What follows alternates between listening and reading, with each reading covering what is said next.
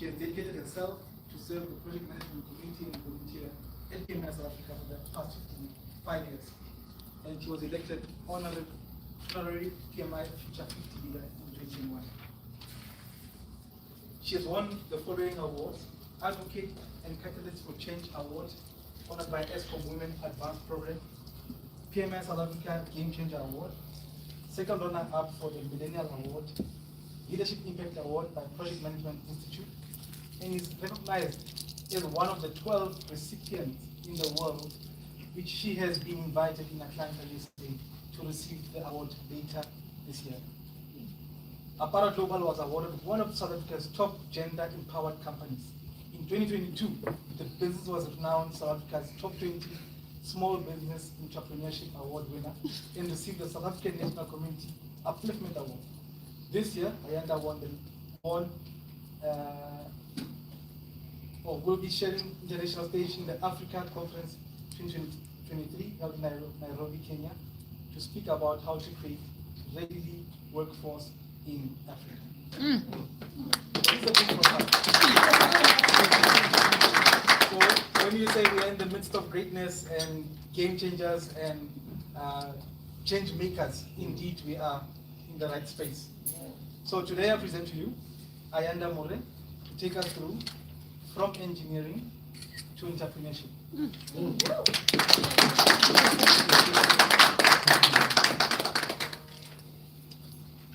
Thank you everyone for that warm welcome and for actually saying everything. Remember we spoke about networking and how you must, speak about yourself and your achievements. Very important. Yes. Thank you. You're not right. Which one? Again, the second one. So my name is Ayanda More or More, whichever one you want to call me. It actually tells me the type of person you are when you're calling me More or More.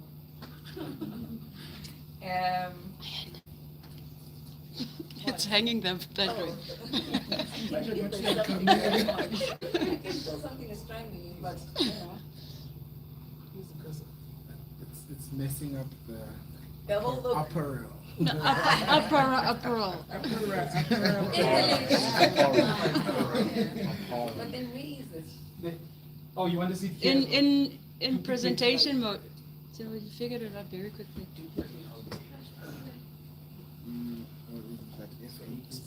Was it the F8 thing? So what clicked things. Yeah, F8. Yesterday they said F8. I Yes. just said F8. F8. And then you chose F8 did something else. F7. F8 something else? F7. Was it F7? That's the television. I know there's one of them. You chose by a trans. Our students in UJ don't know F7. Thank you for this opportunity, for allowing me to come and present my journey, my story. And so today I'm going to be presenting engineering to entrepreneurship, which was not easy. That is my first sentence that I want to say today. It was not easy, and it's still difficult, and it's still hard. And it takes so much hard work to get to where I am now. And at the moment where I am, I don't actually feel that success that my profile was just being read now. So a little bit about myself. I've got so many diplomas and degrees. I'm a mechanical engineer. I also studied project management and honors and BTech. I'm studying currently masters. And I've also got a diploma in dancing, and I've got a diploma in brand building, and I've got a diploma in media studies. After like when I was 9, I've been a curious little girl.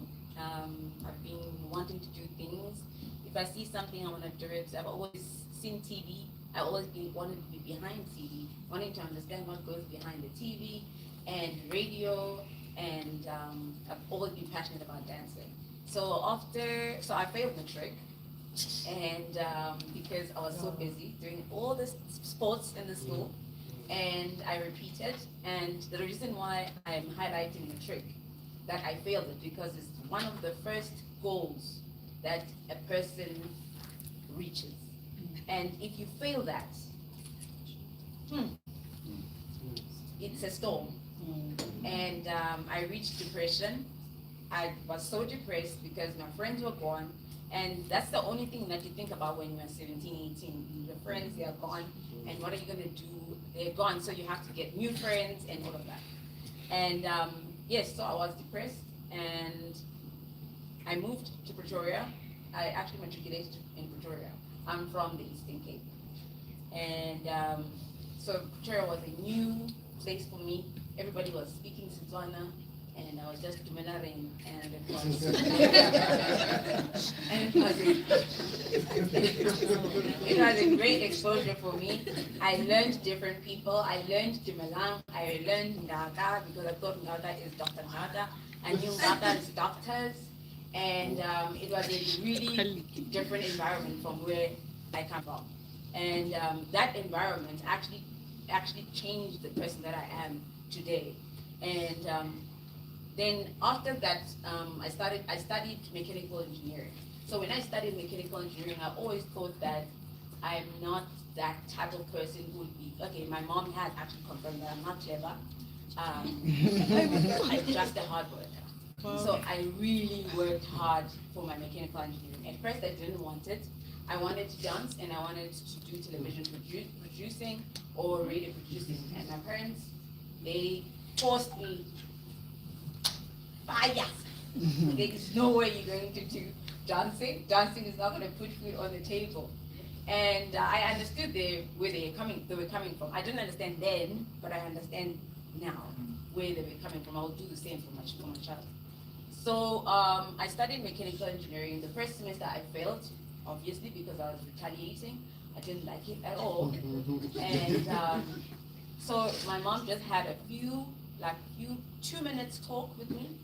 It was not shouting like the way she does it. It was very soft, which was very scary.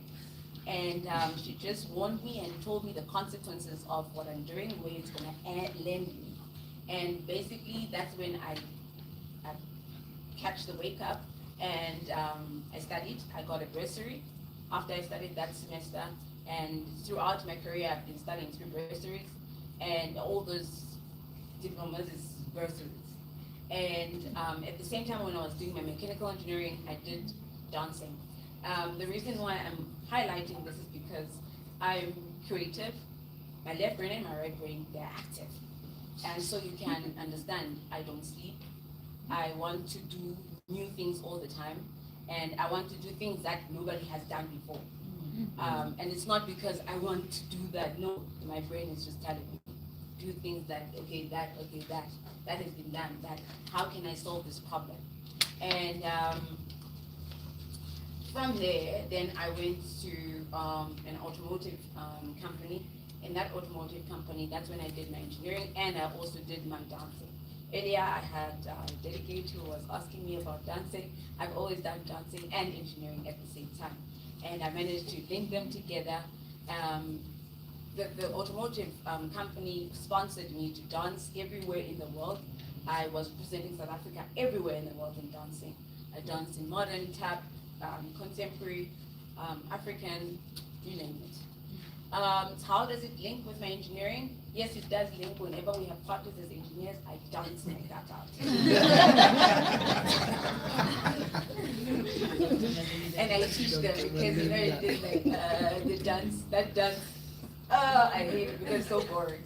So I always teach them the new dance. And with the brand building, I didn't know how it could come to my life, how it gets the mix of things in my life, but it ended up being a very good qualification that I would have, because today I own a company and it's called Abara Global. And which other thing I haven't mentioned? Oh, the media studies. I studied media studies as well. So the media studies, it was also the artsy part of me, and which is also adding more value into my company right now in terms of marketing, social media advertising, and I've got contacts, network here. So it's easy for me to get an interview on radio, TV, because I've got colleagues there. Oh yeah, this picture is my brother. He's always photobombing. He's photobombing me there even. I was 13. I started dressing up people at that age, at 13 years old. Obviously, he was photobombing. I went to boarding school because he was photobombing my life. So he's always photobombing me. So so this is the Apara Global. But the Apara Global, how it started is that I left the automotive industry, where I was an engineer, and automotive was really interesting for me, and it was interesting enough that I was really creative and innovative even there. I don't know if you do remember a Polo, the first Polo that was launched in South Africa. The side mirrors, they were more on the mirror by the window. So I managed to move them back so that short people like me are able to see everything, blind spots, everything. And that project, it actually took me to Germany. And I went to Germany and I stayed there for 2 years. I was the residential engineer, and my job was just to make sure that South African drawings and South African also the production line is based on everything that Germans do, basically. And I had to learn German, and I also did the layout. I was a layout specialist. So AutoCAD, I was there.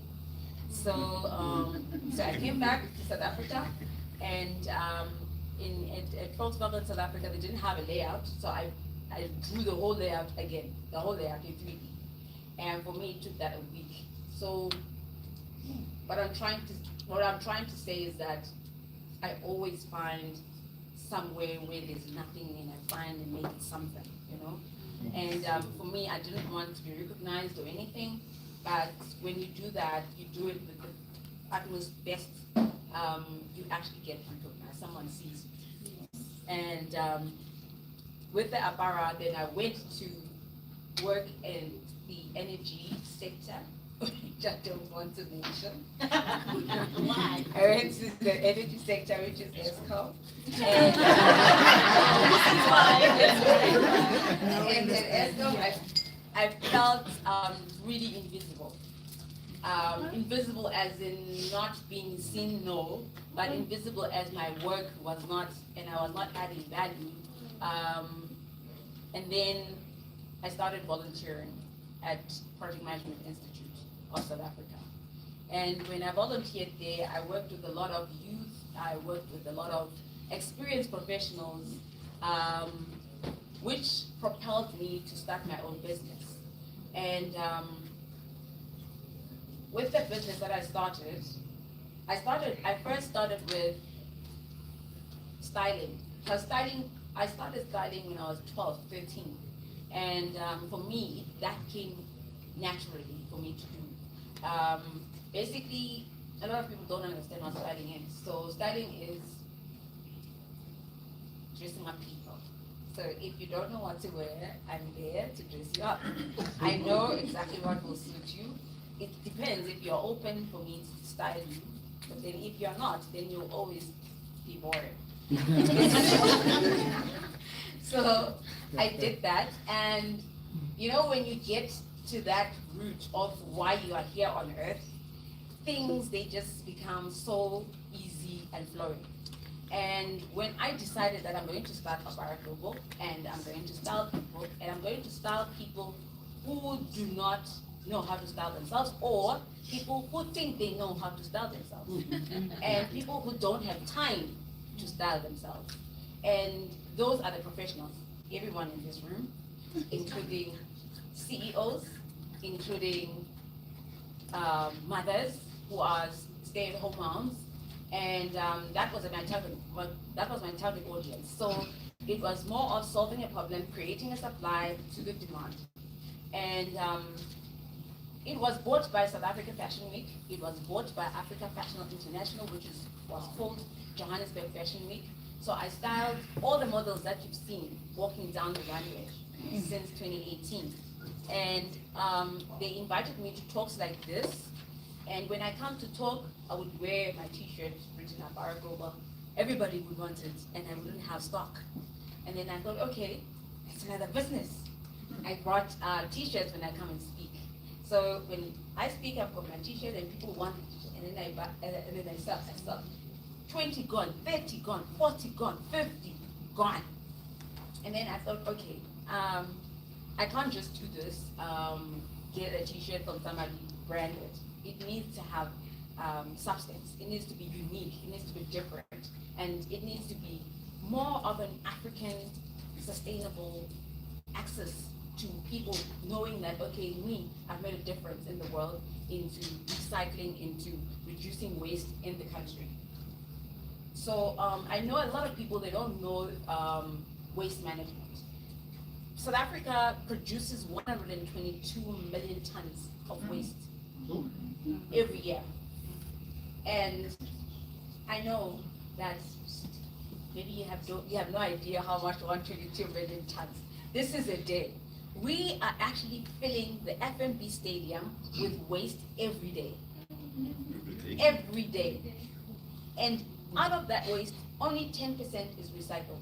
90% goes to the landfills, it goes to the ocean, it goes everywhere, and then they burn it, and it creates all the emissions in the environment. By 2050, if we continue drinking this water in that bottle, we are going to be eating plastic instead of fish. That's how bad it is. So I thought that Apara can reduce waste and help the environment, help the country. Oh, the reason why I went for environment is that my dad was OCD and he was an environmentalist. He didn't allow anything dirty. He didn't allow us to throw away plastic or throw something out of the car or anything. We had recycling in the house. So I grew up in the recycling house. That's why it was easy for me to go to that route. And my brother is calling me. I told you he's a photo bomb. So this is what we created. So out of plastic, we take the plastic caps and we grind them into small particles, and then those small particles, we melt them and they become gelish. And when they become gelish, we put them in another machine and they become cotton. And then after they become threads like cotton, then we put them together and make a new fabric.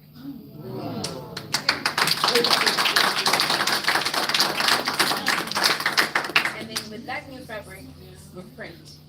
And then print, we have nice designs, like the one I'm wearing.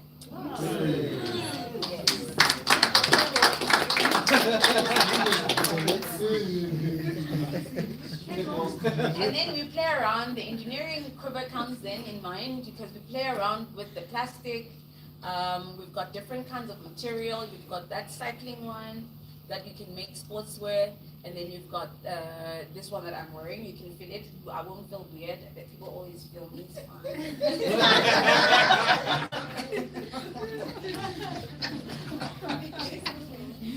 So that's where the engineering comes in, and then with the fashion, then it comes in after. Then it's printed, and then the design comes in. I have a huge team of people. I can't come up with everything all by myself, really. I've got designers, I've got people who actually sew these things, but they need to sew according to what we say we want to do. I'm very strict in quality. After all, I am a project manager, so I really look into the scope, time, quality, and what else? I forgot. Costs. Oh my gosh, costs. Yes. Okay. One picture, I don't know where it is. There. Good.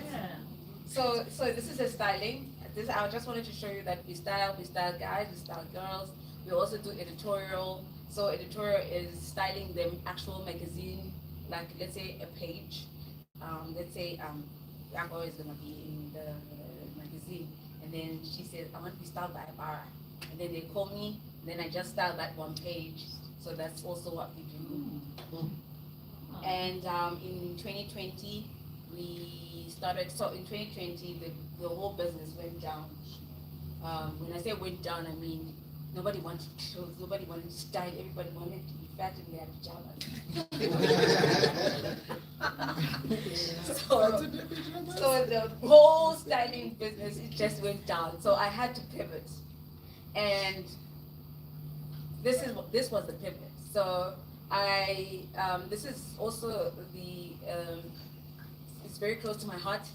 As I told you when I started speaking that I failed matric, and for me to get out of that rut, I had my principal to actually mentor me, to coach me, and make me understand what it is that I want on this earth.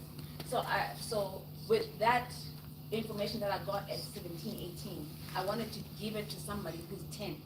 Can you imagine somebody who's 10 who knows what they hear on earth do? They would just do wonders. So I currently have a Barra Global Academy. We teach kids from 10 years to 25, and we teach them self-awareness, empowerment, leadership, fulfillment. In the fulfillment module, we dance, we meditate, we laugh, we jump around. So that's the most beautiful subject that I've ever had in my entire life. And Apara Foundation, we so when I went to, so everything of an entrepreneur, it starts somewhere. It starts from the bottom. So if you are actually an engineer, you're trying to be an engineer and you're trying to see what can you solve, it's not the way. It must be your passion. It must come from within. When I went to this school to fetch my sister, I found one child who was wearing a jersey. It was sizzling hot. She didn't wear any shirt. And I asked my sister, why is she not wearing a jersey? It's hot. Why is she wearing a jersey? And she was sweating. She was feeling like. So my sister told me that no, she doesn't have a shirt. That's why she's wearing a jersey. At that point in time, I went to the store. I bought 20 shirts. I said, okay, give it to the kids who don't have.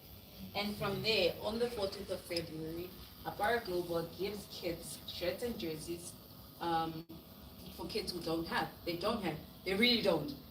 It was a shock to me that they don't have. They don't. And so last year, when I went to give, well, we don't physically go all the time. We send and then they buy. So I didn't go at the beginning of the year. So I went later in the year. So apparently the school has had the floods and so the school was dilapidated, as you can see on the side. And then I thought, okay, let me build the school. But so when you are an entrepreneur, you need to have big dreams, like dreams that are actually scaring you. So it was scaring me that, okay, I want to build a school, okay. All right. So now how am I going to start? How am I going to start? But I decided, when you decide, you can only act. If you don't act, then you haven't decided. Yes. So a decision, it's when you act on it, then you decide, then you move. And you have to move. If you want to be an entrepreneur, you have to move. You have to start. But you don't have to get it all right. It doesn't have to be all right. I'm still fiddling. I haven't got it all right. So the most important thing is to start. Start it. And right now I have a company that is willing to sponsor. WBHO is sponsoring the school that we're starting it, and we're currently having a campaign, which I also don't know why. How am I going to do it? We said 40 by 2040. We want to build schools, 40 schools by 2040, everywhere in Africa. Okay. Wow. And I want to come here and tell you we built 50 instead of 40. Wow. That's the way. So the takeaway is that know and love yourself. but love God first. And work smart, not hard. Dream and be determined. Make each day a little better than yesterday. I know these things, they sound cliche. It's the truth. It's the truth. There's days that I don't want to actually get up. I actually ask myself, why did I start this? And then one of my teammates will call me and I'll be like, I've made a commitment with them. I need to get up. I need to do this. It needs to work. And you need to have a picture of where you actually want it to be. That will actually propel you to get to it. But your picture, it shouldn't be an easy thing. For instance, it shouldn't be like you want a 50,000 rand, because you're gonna get the 50,000 then what? Yes. Yes, so it should be huge. It should be big. For instance, I wanted to meet Oprah, and I thought that would never happen. And it was easy for me to meet Oprah. Can you guys believe it? It was easy. So I even thought to myself, why didn't I say I want to stay with Oprah?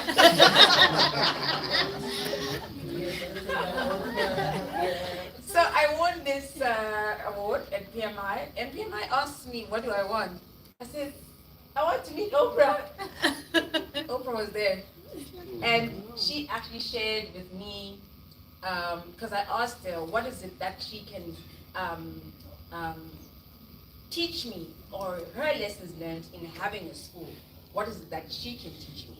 She said that she was more on the architecture, how the school looks and how beautiful it must look. She actually forgot about the actual people who are going to be in this beautiful architecture. And that's why there was a lot of controversy that was going on in the school, because she never focused on that. She never focused on the teachers that she brings in. She never focused on the kids, that how traumatized they are and how much they can be taken advantage of by the teachers themselves. And she realized that that was her mistake. So she said to me, build your school inside out. So you need to have a program for the teachers, you need to have a program for the kids, so that your school can be as beautiful as it is on the outside, inside. So I came up with something like, I want to build a school that kids want to go to. Because kids now, they don't want to go to the schools in the Elokshini. They don't want to go to schools in the rural area. So I'm building schools that kids actually are feeling proud to say, that's my school. And so I'm saying this because I don't want you to look at these takeaways and say, even Bill Gates says that, even Mark Zuckerberg says that. It's the truth.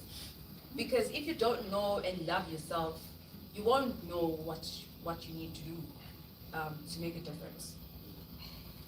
And serving for me has been a great deal. And I've served since I was 6, you can't even believe it. I never called it volunteering, I called it serving. I think that was the difference. And I've always make a pact. In fact, my family always made us to make a pact that we will do everything in God, and we will save the whole of South Africa. And that has always been drilled in my entire life, that I will serve the whole of South Africa and make the world a better place.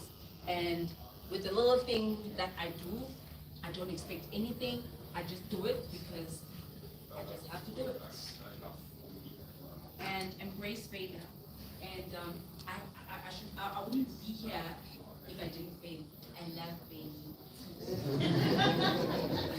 I love failing. You know, if I don't fail, I'm like, why? What's going on? Because when you fail, you improve. And you go a step further. Now when you don't fail, it means you're comfortable. You're in your comfort zone. And for me, fail means first attempt and learning. And I want to fail. I've got a daughter.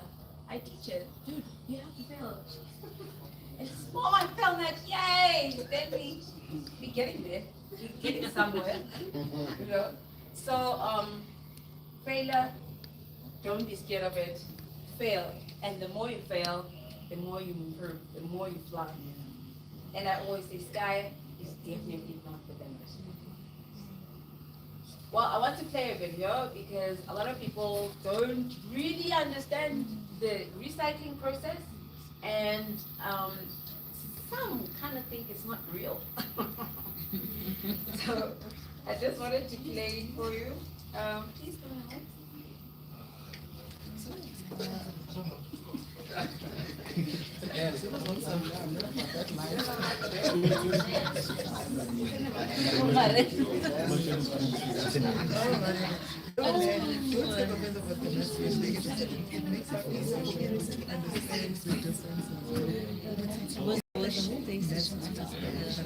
Oh yeah, and then now after Abara Global, then ESCOM started recognizing me. Right? They started recognizing me. They actually given me awards for Abara. They given me awards for Abara at ESCOM. So it actually changed. No, not yet. It actually changed how ESCOM views their employees. Now they respect me in my field. I've got a job that nobody has ever applied for. I'm a corporate specialist. I don't have a stand-in because people are scared to do my job. I make a difference in South Africa. So I make a difference in engineering at ESCOM. I make a difference in Abara Global, in the community at large. And yeah, it's my family as well. You can play, I don't know. Every single plastic bottle takes at least up to 1,000 years to decompose, and every minute millions of plastic bottles and materials are bought around the world. Only 7% of those collected were turned into new bottles, and the rest of it harmfully affecting our ecology and environment. Imagine a process that gives a second life to a material that's not biodegradable and that could be used by Messi or Ronaldo in a football match. We can turn these bottles into sportswear. In this video, we will explain how we can reuse this wastage to your favorite player's jersey. Welcome to a textile blog. Stay with us and enrich your textile knowledge.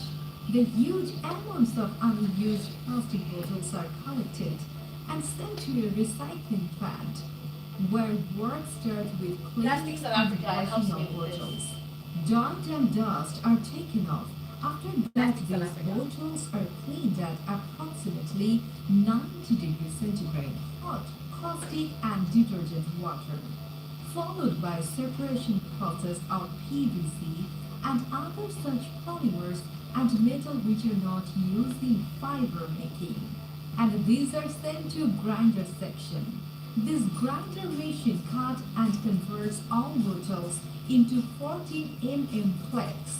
Now flakes undergoes crystallization and drying process to ensure that no moisture in the flakes.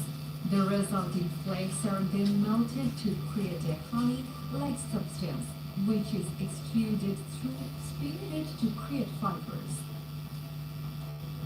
The fiber is then transferred to winding machine and produce a sliver that looks like noodles.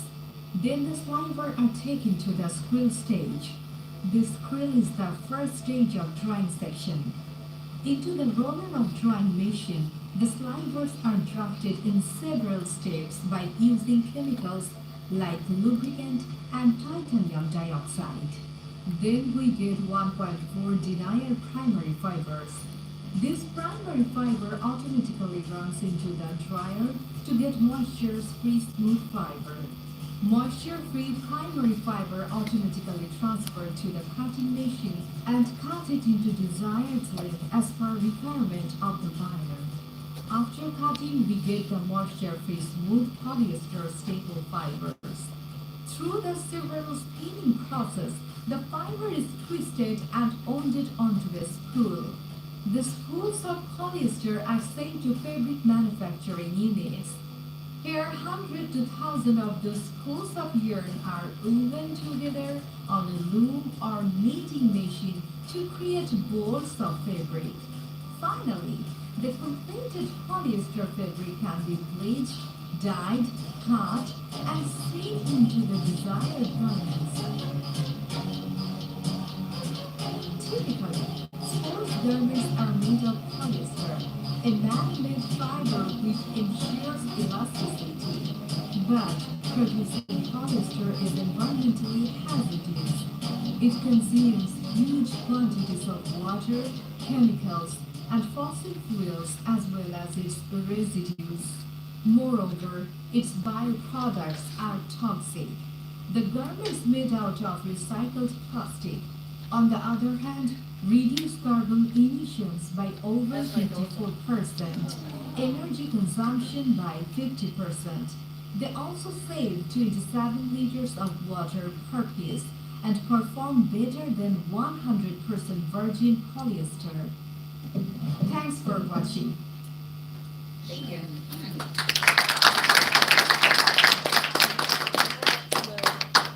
We can go back to the presentation.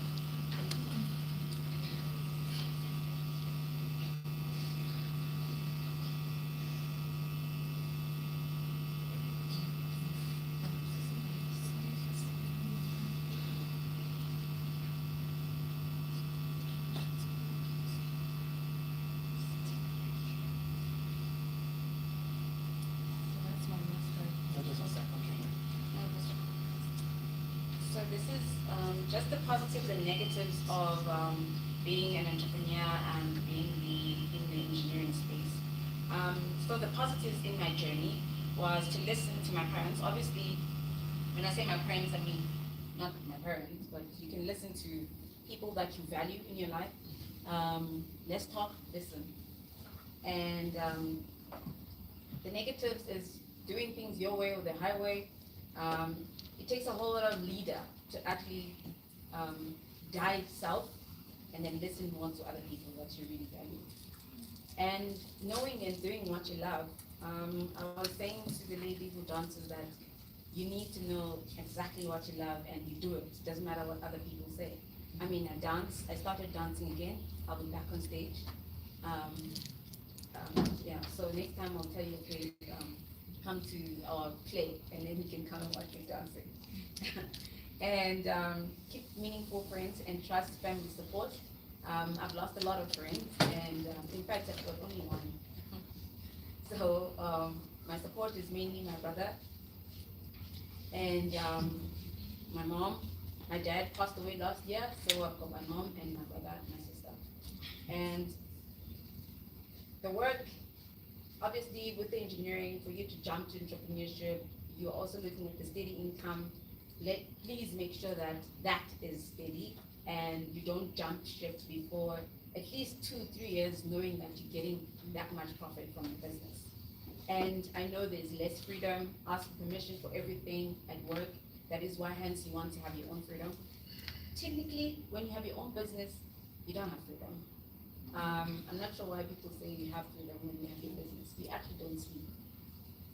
But you have to have a discipline of sleeping and then waking up and making sure that you are working at that specific time.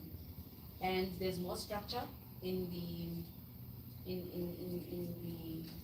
engineering space or in your 9 to 5, and in your business there's not that much structure, but you create it. The nice thing about with my journey was that I was exposed to the corporate side and to the parastatal side. The parastatal side taught me more policies, procedures, and more structured approach of running a business. And then with the corporate side, it's just performance, delivery, production, and also marketing, advertising, your product or your service that whatever it is that you want to take it to the market. And yeah, so your business needs to impact others and also develop variety of skills and greater personality responsibility, and also most importantly, which is the last point, is the team that you work with. So I always hear engineers saying you need to get the best team, you need to get the best people who've got the best skill. There's nothing like that. So everybody is the best. They're the best in everything. You as the leader, you have a job of finding out what everyone is best in. That is what a true leader needs to look at. So everybody is the best. So there's nothing that's a best skill, best team, best. You make the best team. So, and I just want to do a little exercise, and I'm going to ask you a question. Not a question, it's a statement. So try to lift your hand. Try to lift your hand up.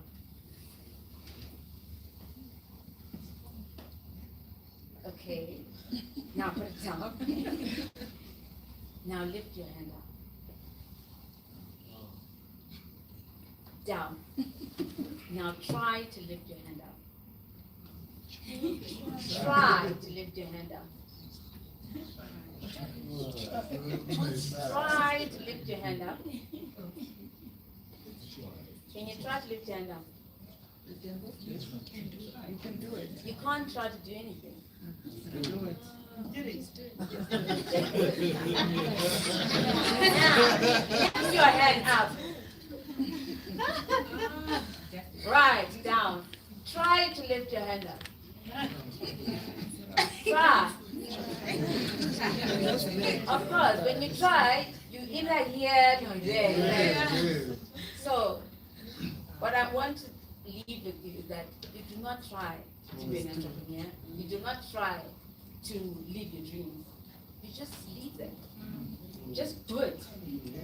Just abara.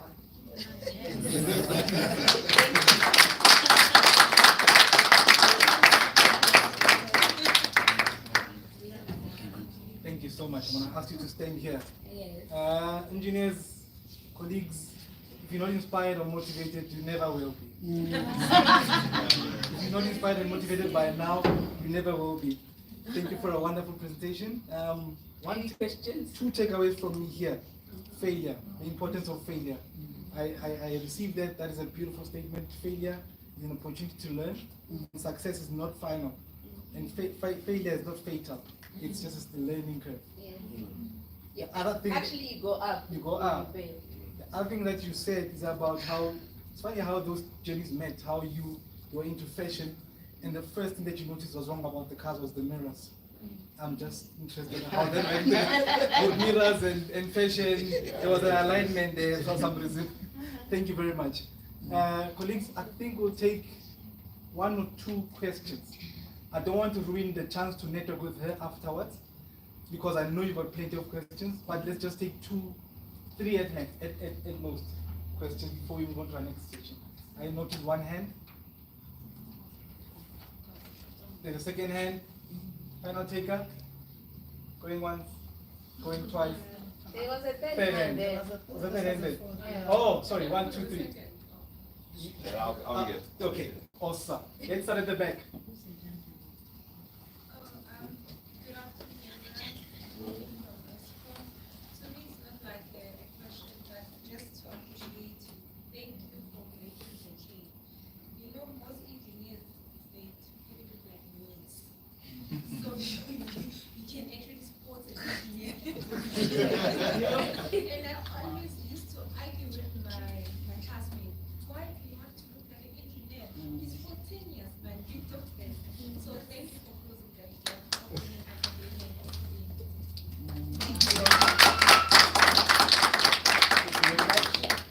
Can go.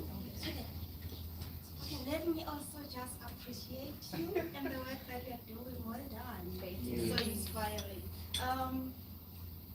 Since you did not ask a question, I'll ask two. First question, do you have this plant here in South Africa? Yes. Can we come and visit? It's With in my Cape students? Town though. We can look. We can.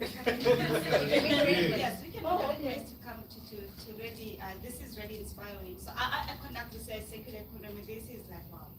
So the second question that I want to ask is, in terms of the structure of plastic, how does it change from these bottles to the garment? It's the heat. It actually boils it and then it melts it. Okay, so the question now is in terms of the end of life of the garment. Is it still plastic? No, it becomes polyester. But polyester is made out of plastic. Yeah.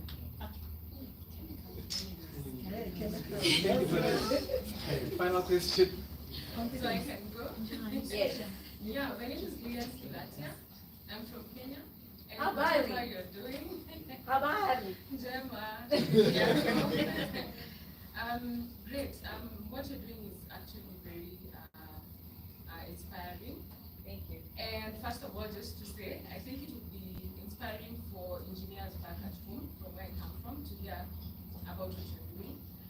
There's a lot of plastic recycling, but not in textiles. So this can bring a different perspective. And the fact that you're an engineer, you know, when you talk to engineers, you know the language that you can talk to them to that. You know, it can feel normal or something that engineers can do, because engineers are not very big in terms of venturing into entrepreneurship. So probably I can see you after the session to see how we can collaborate on that aspect. Now, my question, I know I thought I was a woman of the very few words, but so my question is, maybe I missed it because I came a little late, I'm sorry for that. But my question normally is about funding. Yes. Back in my country, the big question is funding. We have all these ideas. People want to better the technology that is there. You have new innovations, you know, I've forgotten the word, novel innovations, but now getting the funding is an issue. I don't know whether it's an issue in South Africa, but personally, maybe how did you traverse that? And things to do with what is it called? The legal framework in South Africa. How did you also traverse that? Because in Kenya it's a bit tight, but I know we're in Africa, so the problems are similar. Yeah. The boundaries were just brought after, you know, one thing. But yeah, we're in Africa and the challenges seem to be the same. So probably hearing about the architecture in South Africa in terms of legalities, in terms of physical matters, probably we can be able to translate back to Kenya. Okay. Thank you. Thank you for the question. We will definitely collaborate and talk after this. And with the funding, so I've self-funded the company, and I've also got angel investors. So self-funding, and basically it's my money coming from my savings and from my everything, and which is not by choice. It's difficult as a woman to get funding in South Africa, and especially if your business has got no historical data in terms of sales, and it's been extremely difficult in terms of me getting funding or Afara getting funding through normal channels like everybody else. It is a struggle, but I don't let it deter me. So with my angel funding, the angel funders, they fund the school, and the clothes, they fund itself. So when you buy, then you get something, then you make profit out of that revenue. So we build based on revenue. Yeah. So a lot of people think that they need funding before they start the business. You don't.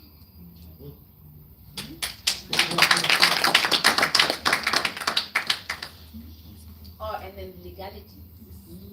Legality. It is, and it can actually get you in another problem, in other problems, in other avenues. So you need to get a lawyer. You need to understand that you're not skilled in everything. So I have lawyers.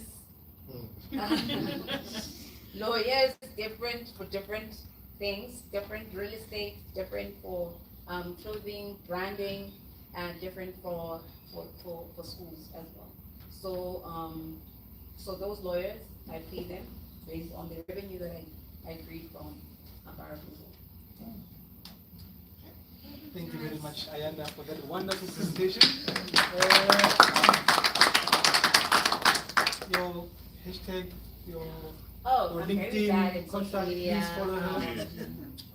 Forced me to be on LinkedIn. I know she's not here, but she forced me to be on LinkedIn. I started last year. Please, guys, go and like me, be follower. I'll follow you back. And it has worked. It has worked because I've won so many awards. And when I met, she was like, "So nobody knows you." I said, "No, I don't need to be known." He says, "No, you need to." So, for instance, now I wouldn't have been here if I didn't have any LinkedIn, if I was not present digitally. So, guys, I'm founded there. I'm very easy. I'm an entrepreneur. Call me. So, if you DM me, I'll give you my cell phone number. I'm free. Okay. Ayanda More on And I'm more LinkedIn, on LinkedIn. Instagram, Twitter. No.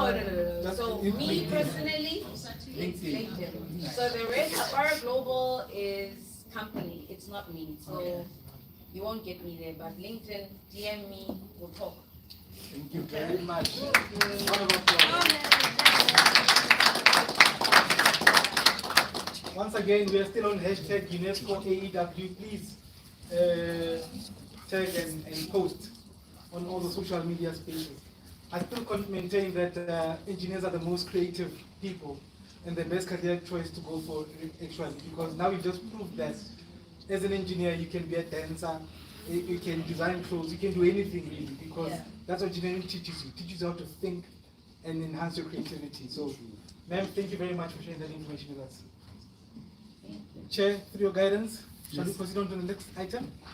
Or you want a leg stretch for water? I think maybe yes. Are you asking for a leg stretch? Okay.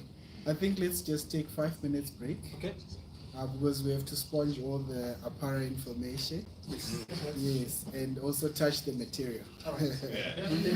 All right. We'll be back at 1:45. So it's 25 to now, or 22. We'll be back at 1:45. Thank you very much. Thank you.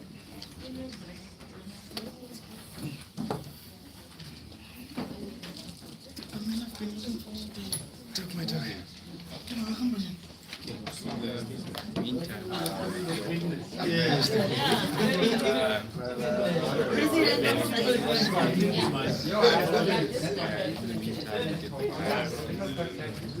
I'll try to manage this one better. I couldn't stop that.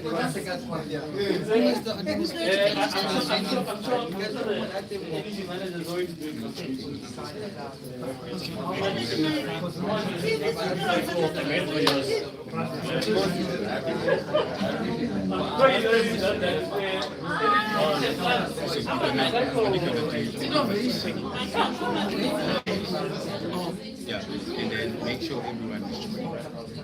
Alright, it's the two then. Yes, it is. Things live. And so since he goes to his number. So where's the first place they go? Yeah, so And then what's happening after? if they're okay, if you want it It makes sense. It makes sense.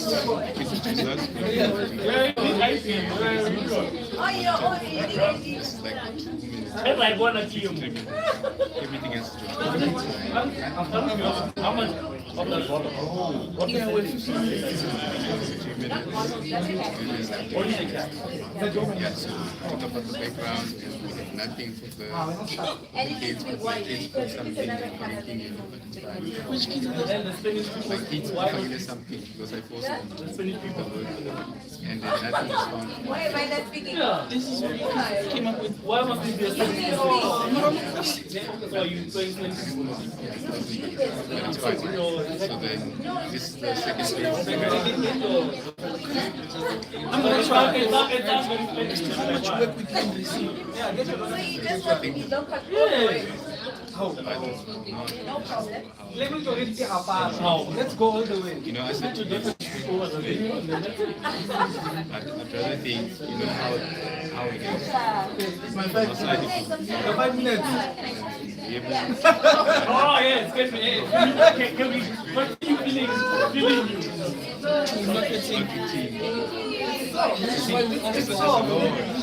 Yeah, so you have it starts to stretch and the end of the day.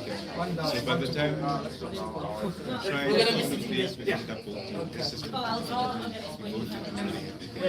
so for them at the time, say, Mom, this, the other one to the second place. You, hey, don't say it. Don't say it. Don't be scared. Maximum 4 minutes delay.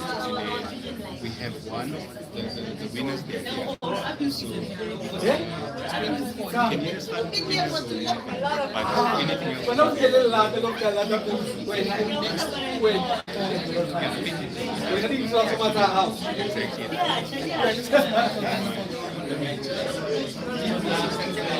Give my daughter that music. Bring music together.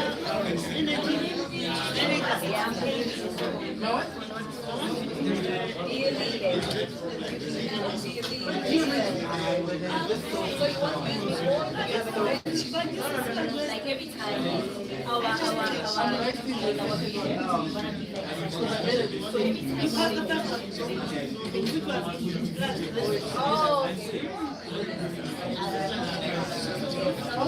The plan was. No, actually a lot of people I've been studying so I want to teach you all of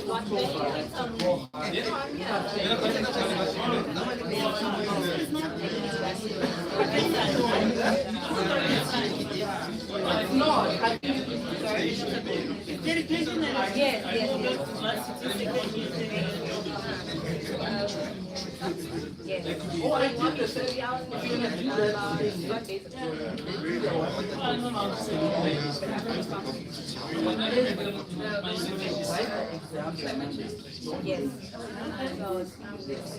You have a higher chance of passing. Can you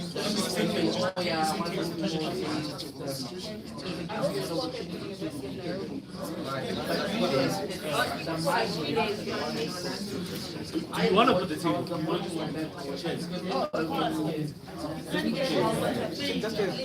Like this is. I'll just pass them over to you.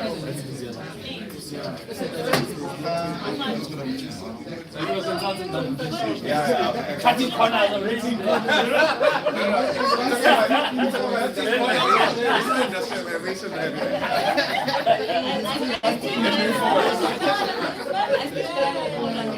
Do you need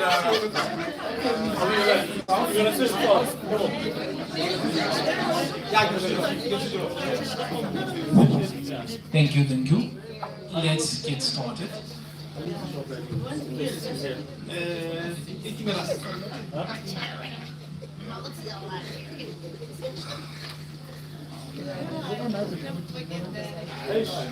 It comes with benefits. Yeah, no, it's an appreciation.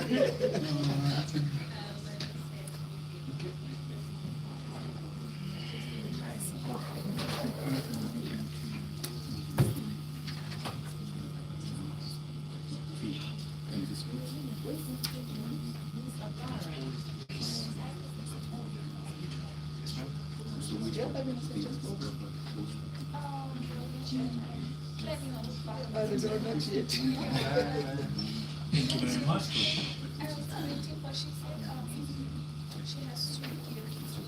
What happened to the rest of the people?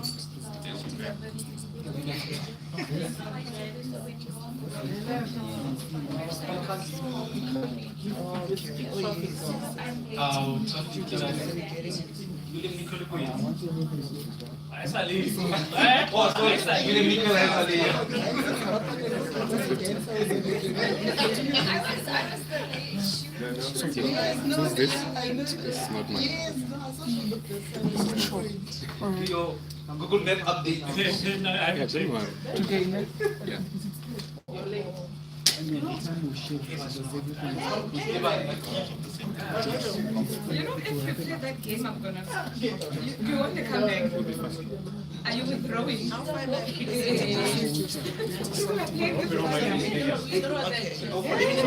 Just don't water and yeah.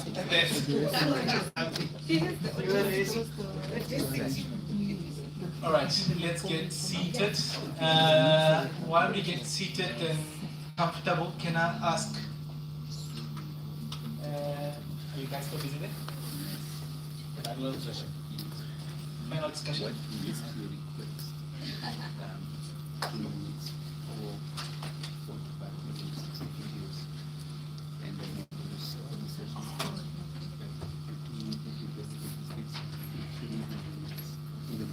All right, I'll kick off the session. Good afternoon, delegates, fellow engineers, and welcome to, once again, the graveyard session. As I promised, we're not going to bore you, we're going to keep it exciting, and I think we've kept that in check up to so far, and you will not disappoint going forward. My name is Teboho Machabe. I'm a professional registered electrical engineer with EXA. I'm the past chair of the South African Institute of Electrical Engineers Central Gauteng Center. I'm a moderator, assessor, and reviewer of EXA, and I work at Eskom System Operator as a senior engineer. It's an honor to be a moderator and the chair of this panel discussion on a very interesting topic this afternoon. Before we get started on the topic, and to paint the picture of what we'll be talking about today, I'd like to put 3 facts on the table which will guide us into what we're going to be discussing today. The first one is as follows. I think we all know that Africa is home to almost a third of all the world's minerals.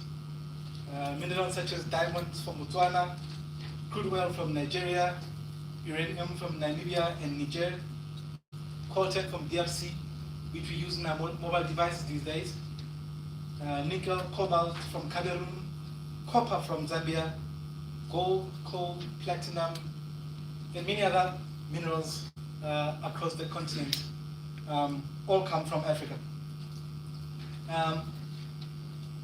Also good to note that gold, almost half of the gold of the world comes from Africa.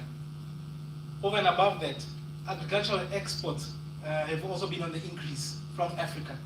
The likes of cocoa, coffee, tea, and cotton from Kenya, Ghana, and Ivory Coast are coming from this continent. And we've seen these exports leaving this continent only to be manufactured and refined and sold back to Africa at a premium. That's the first point. On the second point, we also know that Africa is the youngest population. Of Africa's population, 40% of African population is less than 15 years old. Interestingly, actually, 60% of Africa's population is less than 25 years. Believe it or not. Finally, it goes without saying that engineers shape the world. Engineers design infrastructure, develop technologies, and solve complex challenges in transportation, healthcare, and many other sectors. It goes without saying that engineers drive economies and enhance the quality of life. So, given these 3 questions that I've posed here today, or these facts that we posed today, we then ask the question, what is the role that young engineers can play in the future industrialization of Africa? To help me deal with these questions, I'm not alone. I've got a panel of change makers and trailblazers in the engineering industry. I've got their bios in front of me, and as I call them up, I'll read their bios and they'll take up their positions. And I'll start with the ladies. Still ladies. We must honor and acknowledge our women in this male-dominated industry. First one is Ms. Confidence Chilande.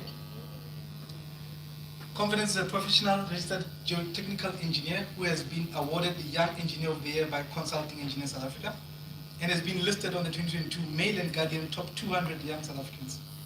She holds an MN Geotechnical Engineering from UCT and BEng Civil Engineering degree. Her project impact reaches across markets and regions ranging from water, energy, built environment, transport and resources, and manufacturing. Working across this diverse range of projects has given her an opportunity to contribute to solving complex global challenges and improving lives. She was appointed by the Cabinet to serve on the Social Housing Regulatory Authority Council to assist in fostering a more transformed and sustainable housing sector. She has also served at the University of Johannesburg as a member of council and the Executive Committee on Convocation, contributing in educational systems. She served on the Geotechnical Division of the SAICI and was a South African liaison member of the ISSMGE Young Members Presidential Group, where she contributed to the growth of the geotechnical fraternity amongst the young practitioners across the world. She has been named one of the top 50 South African women in tech and was a finalist of the UNESCO Engineer Earth Challenge amongst many other accolades. Ladies and gentlemen, Confidence Chilande.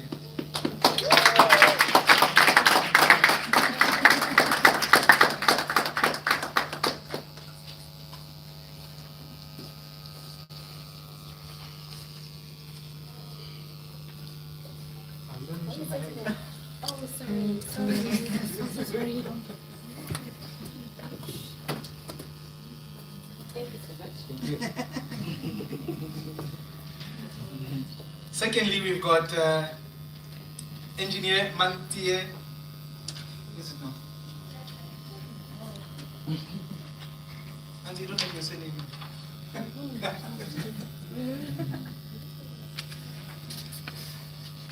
Engineer Mantie is a professional registered EXA and certificated GCC electrical engineer with over 12 years experience in distribution and transmission, specializing in specialized plant equipment failure investigations, power lines technical performance, renewable power plants, transformers and reactors.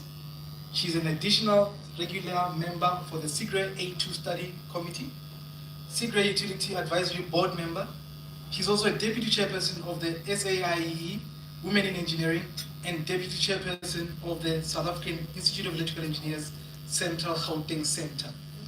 She's a passionate community servant with the ability to motivate and inspire individuals in identifying their potential to continue and share this passion to serve others. Her career highlights include young professional to represent South Africa in Korea 82nd IEC General Meeting, Best Student in Leadership and Management and Best Naval Engineering Student 2009-2011, General Manager's Letter of Recognition for Customer Satisfaction, Developing Battery Energy Storage Facilities Code, Accenture Rising Star 2021 winner, Inspiring 50 Women in STEM 2021 winner, ESCOM Millennial Leader Award 2022, Transmission Awards winner 2023, Customer Satisfaction.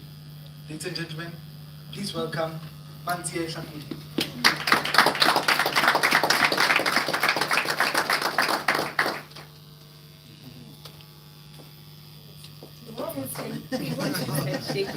Shake my hand.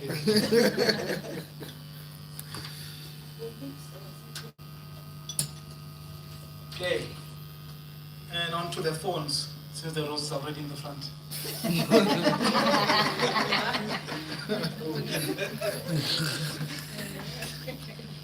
Engineer Swesha Machere, a multi-award winning engineer, is a shining example in the fields of engineering and youth development, serving as a chairperson of CISA YPF Gauteng South Chapter.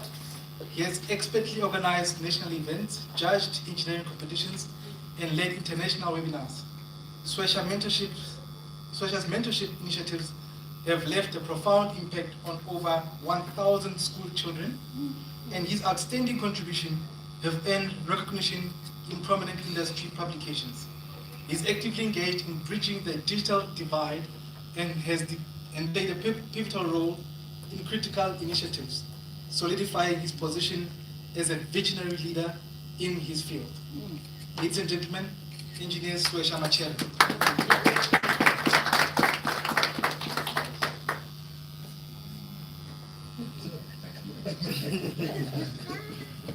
And finally, Engineer Keith Katiora, a senior electrical engineer, sorry, I'm electrical engineer, advisor and project manager with a track record driving in advancements in energy sectors across Southern, Western, and Eastern Africa, with expertise in renewable energy designs and modeling. Keith has contributed to pioneering projects in new energy markets, notable as the Outcome 3 deputy leader of the Southern African Energy Program. Keith has played a pivotal role in improving regional harmonization. He currently is an energy advisor, providing a support on the Just Energy Transition Investment Plan, promoting sustainable energy landscapes. Throughout his career, his achievements have been widely recognized and celebrated. He has received prestigious awards, including being named the top engineer graduate of 2011 at Oricon Awards across the entire African business. He was selected as one of the 2019 Mail and Guardian Top 200 Young South Africans in Science and Technology category. Recognition for work done within the energy and leadership space. He was elected as one of the Young Independent 2019-2020 SADC Top 100 Most Influential Young People and named 2021 Young Engineer of the Year at the Sania Awards. He's currently a finalist in South African Rising Star Awards under the Services Private and Public category. Keith has also been acknowledged for his leadership abilities, serving as chairperson of the Consulting Engineers of South Africa, as a Young Professional Forum and the Young Professional Forum CISA, and later as a previous chairperson of the Technology Innovation Forum for the Consulting Engineers of South Africa. He holds the following certification: Certified Energy Manager and the Project Management Professional. Keith is part of South African Institute of Electrical Engineers, where he's managing the event and marketing portfolio. Ladies and gentlemen, Keith Katiora.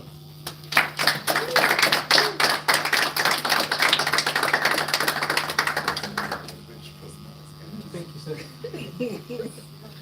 Ladies and gentlemen, as you can hear, I've got like I said, the trailblazers of the industry up here in the front to help me deal with the question that we're dealing with today, which is what is the role that young engineers can play in the future of industrialization in Africa.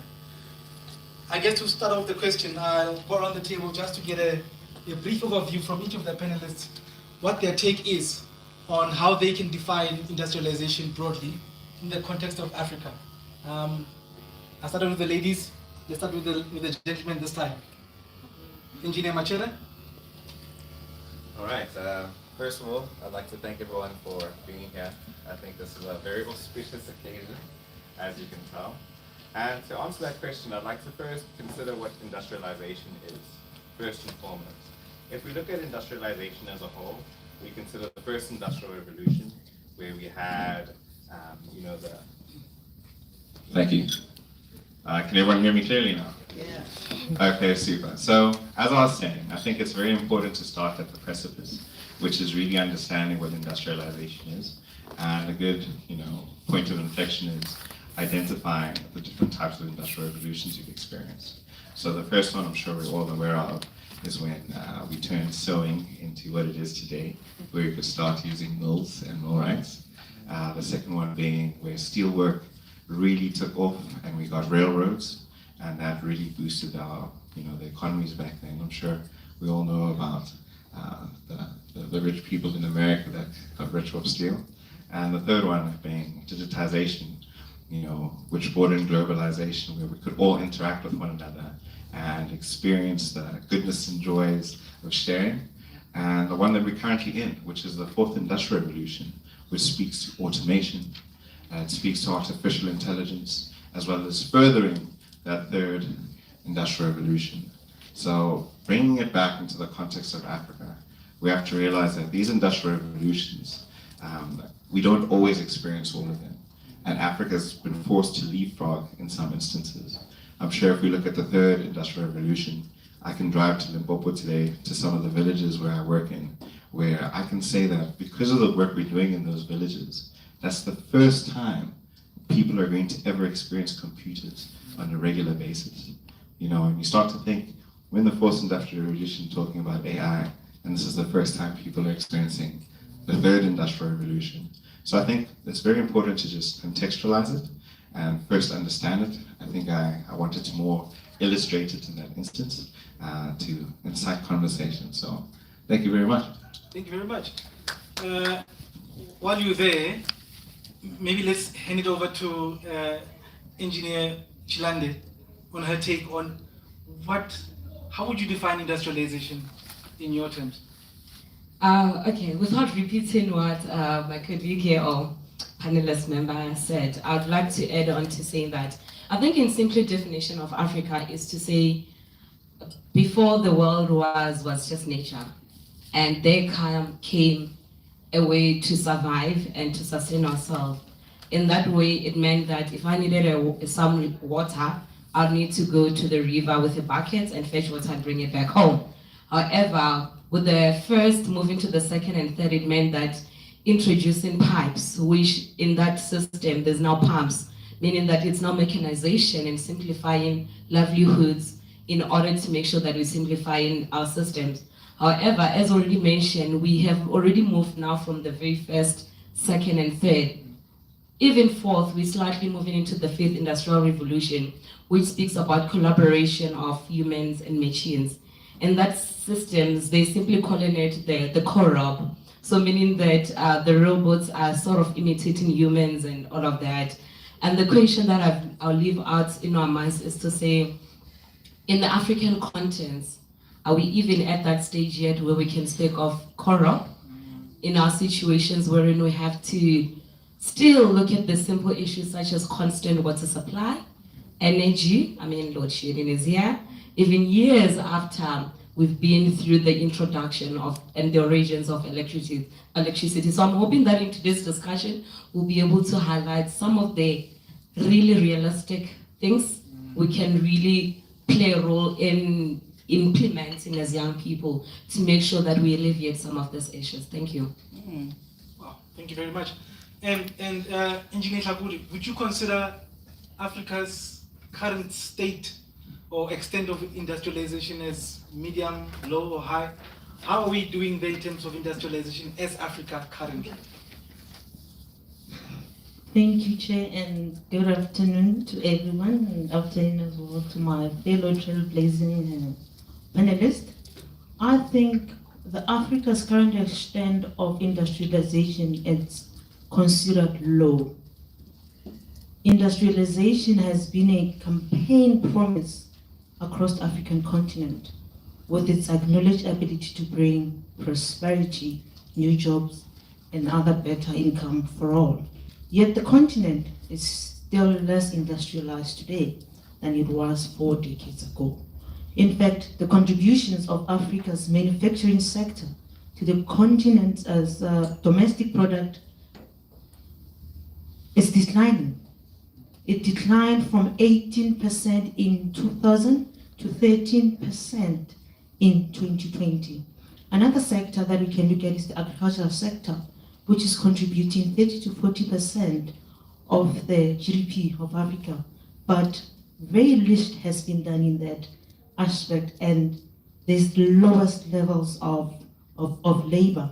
So the question is, why so many African countries have failed to turn natural resources into benefits for the masses of our people? The answer is simple, what is already said.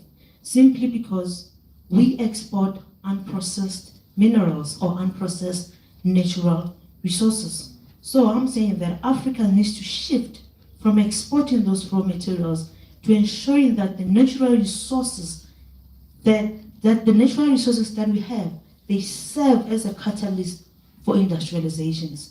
And we do have some trailblazing countries that are doing that we can learn from.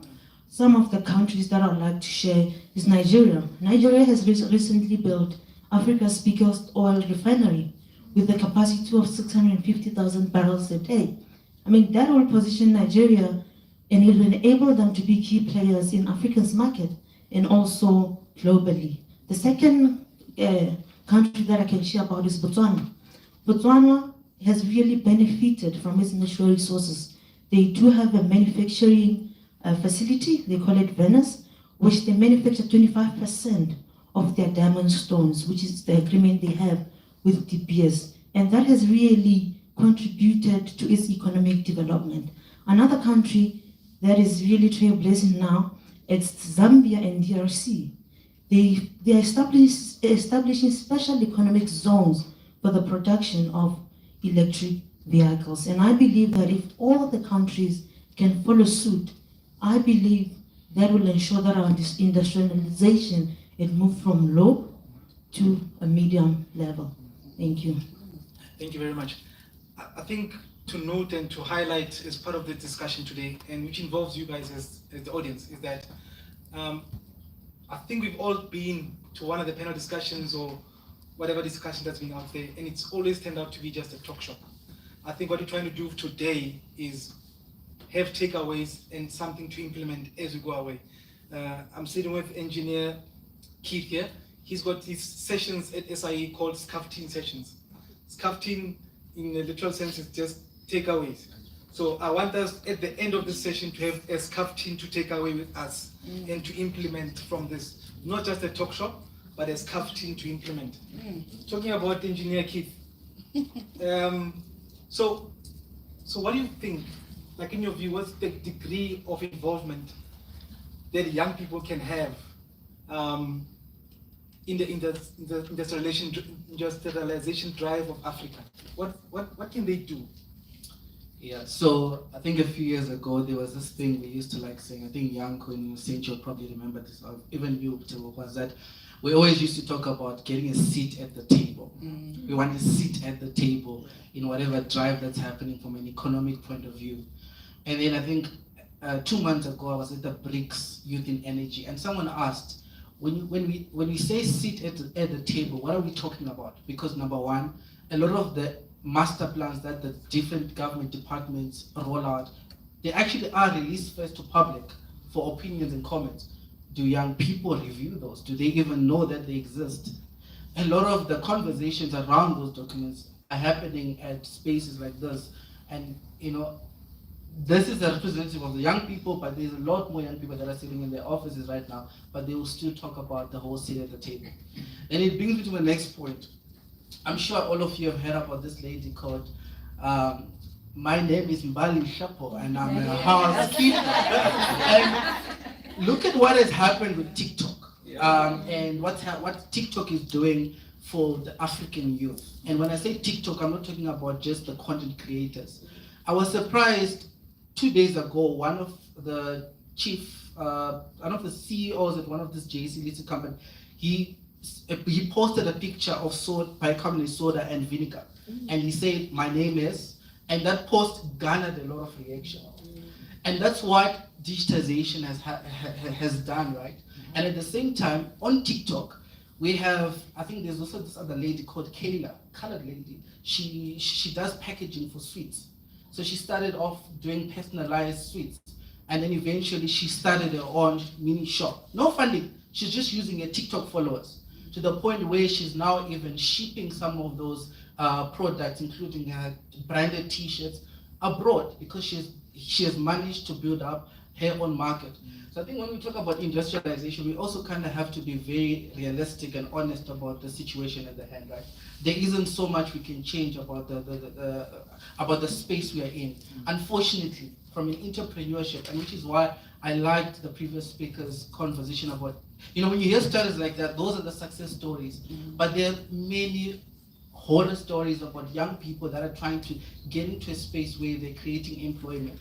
I remember 3 years ago, I designed a smartwatch that was supposed to do detection of pregnancy anomalies. So by rule of thumb, if you're able to pick up that there's something wrong with the expecting mother in the first 24 hours, you can actually save the baby. So when a lot of the miscarriages actually happen, is because 24 hours would have passed. But if you're able to have a medical device that can test it out, something can happen earlier on, so the chances of saving the babies are higher.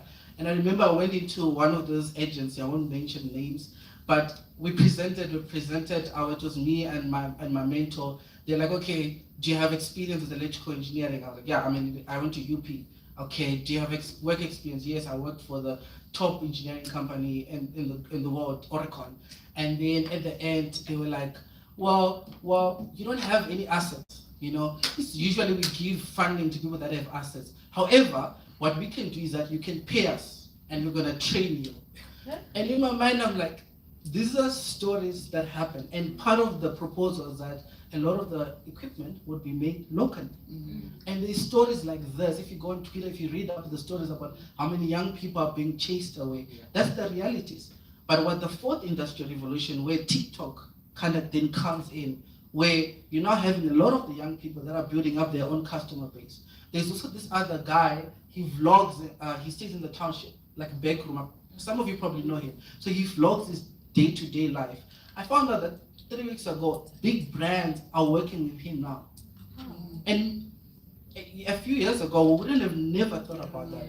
So for me, when you talk about industrialization, yes, Africa has kind of leapfrogged, but in the context of the fourth industrial revolution, I think there's opportunities there where we can be able to capitalize on some of the tools that are there in terms of what can be done, actually. Because if you're going to say we're going to wait for government and policies, what can we suggest? Yeah, let's also be honest with ourselves. Very, very good point.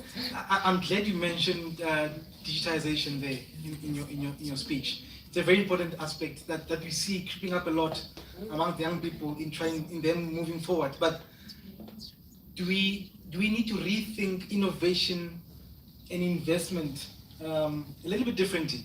Because we know digitization and the social media platforms, and we use them to our advantages to some level. But do we need to rethink innovation and investment policy measures to enable long-term sustainability and industrialization? Swesha? All right, so I can already tell you was talking to me because of how he was gazing into my eyes there. But yeah, so I think that's a very beautiful question. And I'm very passionate about innovation because it's really a driver of things. You can have radical innovation, you can have incremental innovation.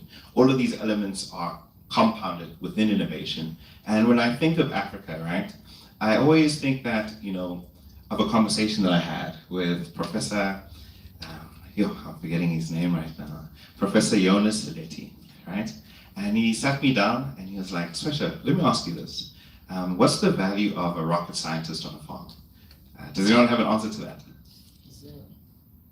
Any takers? What is the value of a rocket scientist on a farm? I sat there, I said, you can look at the rocks maybe, but it's not that type of rocket science, right? And the point he was making is that there's excellence versus relevance. And when it comes to Africa, we need to be focusing on the relevance, and then after we do that, we can focus on the excellence within that relevance, and there are things within innovation, like frugal innovation. I don't know if you know this, but there are lots of companies, let's say in the Netherlands, that will have 3 people in a factory, right, just running all the automations. And that same company, when they had to try and move into China, they saw that it wasn't going to happen because, more than 3 people need a job there, clearly. So they had to use frugal innovation to downscale the automation within those components, within that factory, that would allow more menial laborers to be able to work and produce those same elements. And I think that's an approach that we have a unique advantage of here. We could utilize frugal innovation within Africa to make a difference. I'd like to give a personal example. Me as engineer Swesha here, I had the amazing privilege of working on, multi-award winning. Yeah, everyone else listed their awards, I just put multi-award winning. I should have listed them, sorry guys. But I had the privilege of working on Africa's first automotive city, right? It's in TASES, the Tshwane Automotive Special Economic Zone, and it was a monster of a project. 12 months, 1 billion price tag, the project management triangle there, you gotta think about the quality that needs to come out of there, right? And we built this incredible factory that has so much automation within it, right? And that's the exact same factory that can now have the capacity to produce 80% of its cars to the foreign market. At this year's infrastructure endeavor, the Nedbank chief economist stated that manufacturing, for a brief moment, had overtaken mining in South Africa's GDP. Do you understand the potential with that, right? And now we have this Ford factory that is really producing things for Africans. Because of that factory, people there will have jobs for the next 100 years to come. They can put food on the table, you know? That's also the place where the first Bucky that won car of the year comes from, so, you know, Ford Ranger. But to reiterate this, right? In June, because this is going to tie into sustainability, in June at BMW's 50th anniversary in, you know, South Africa, they announced a 4.2 billion rand investment into the Roslyn plant. Not the whole of BMW, not BMW South Africa, the Roslyn plant. Because they said, we want to electrify the vehicles here. We want to start producing the EVs from this place. Transnet has now started talking about increasing port sizes so that automotive ships that are massive than the ones we currently experience can now come in there. Are you starting to notice that the investment policies that we should be thinking of should come from case studies? And the case study that I'm promoting to you all is our car manufacturing industry is receiving incredible investment. You know, we're seeing more special economic zones. We're seeing that this is a strong arm that South Africa and Africa can have. You know, South Africa actually has more sea mass than it does land mass, with, you know, 1.5 million square kilometers of sea and 1.2 thousand square kilometers, million square kilometers of earth.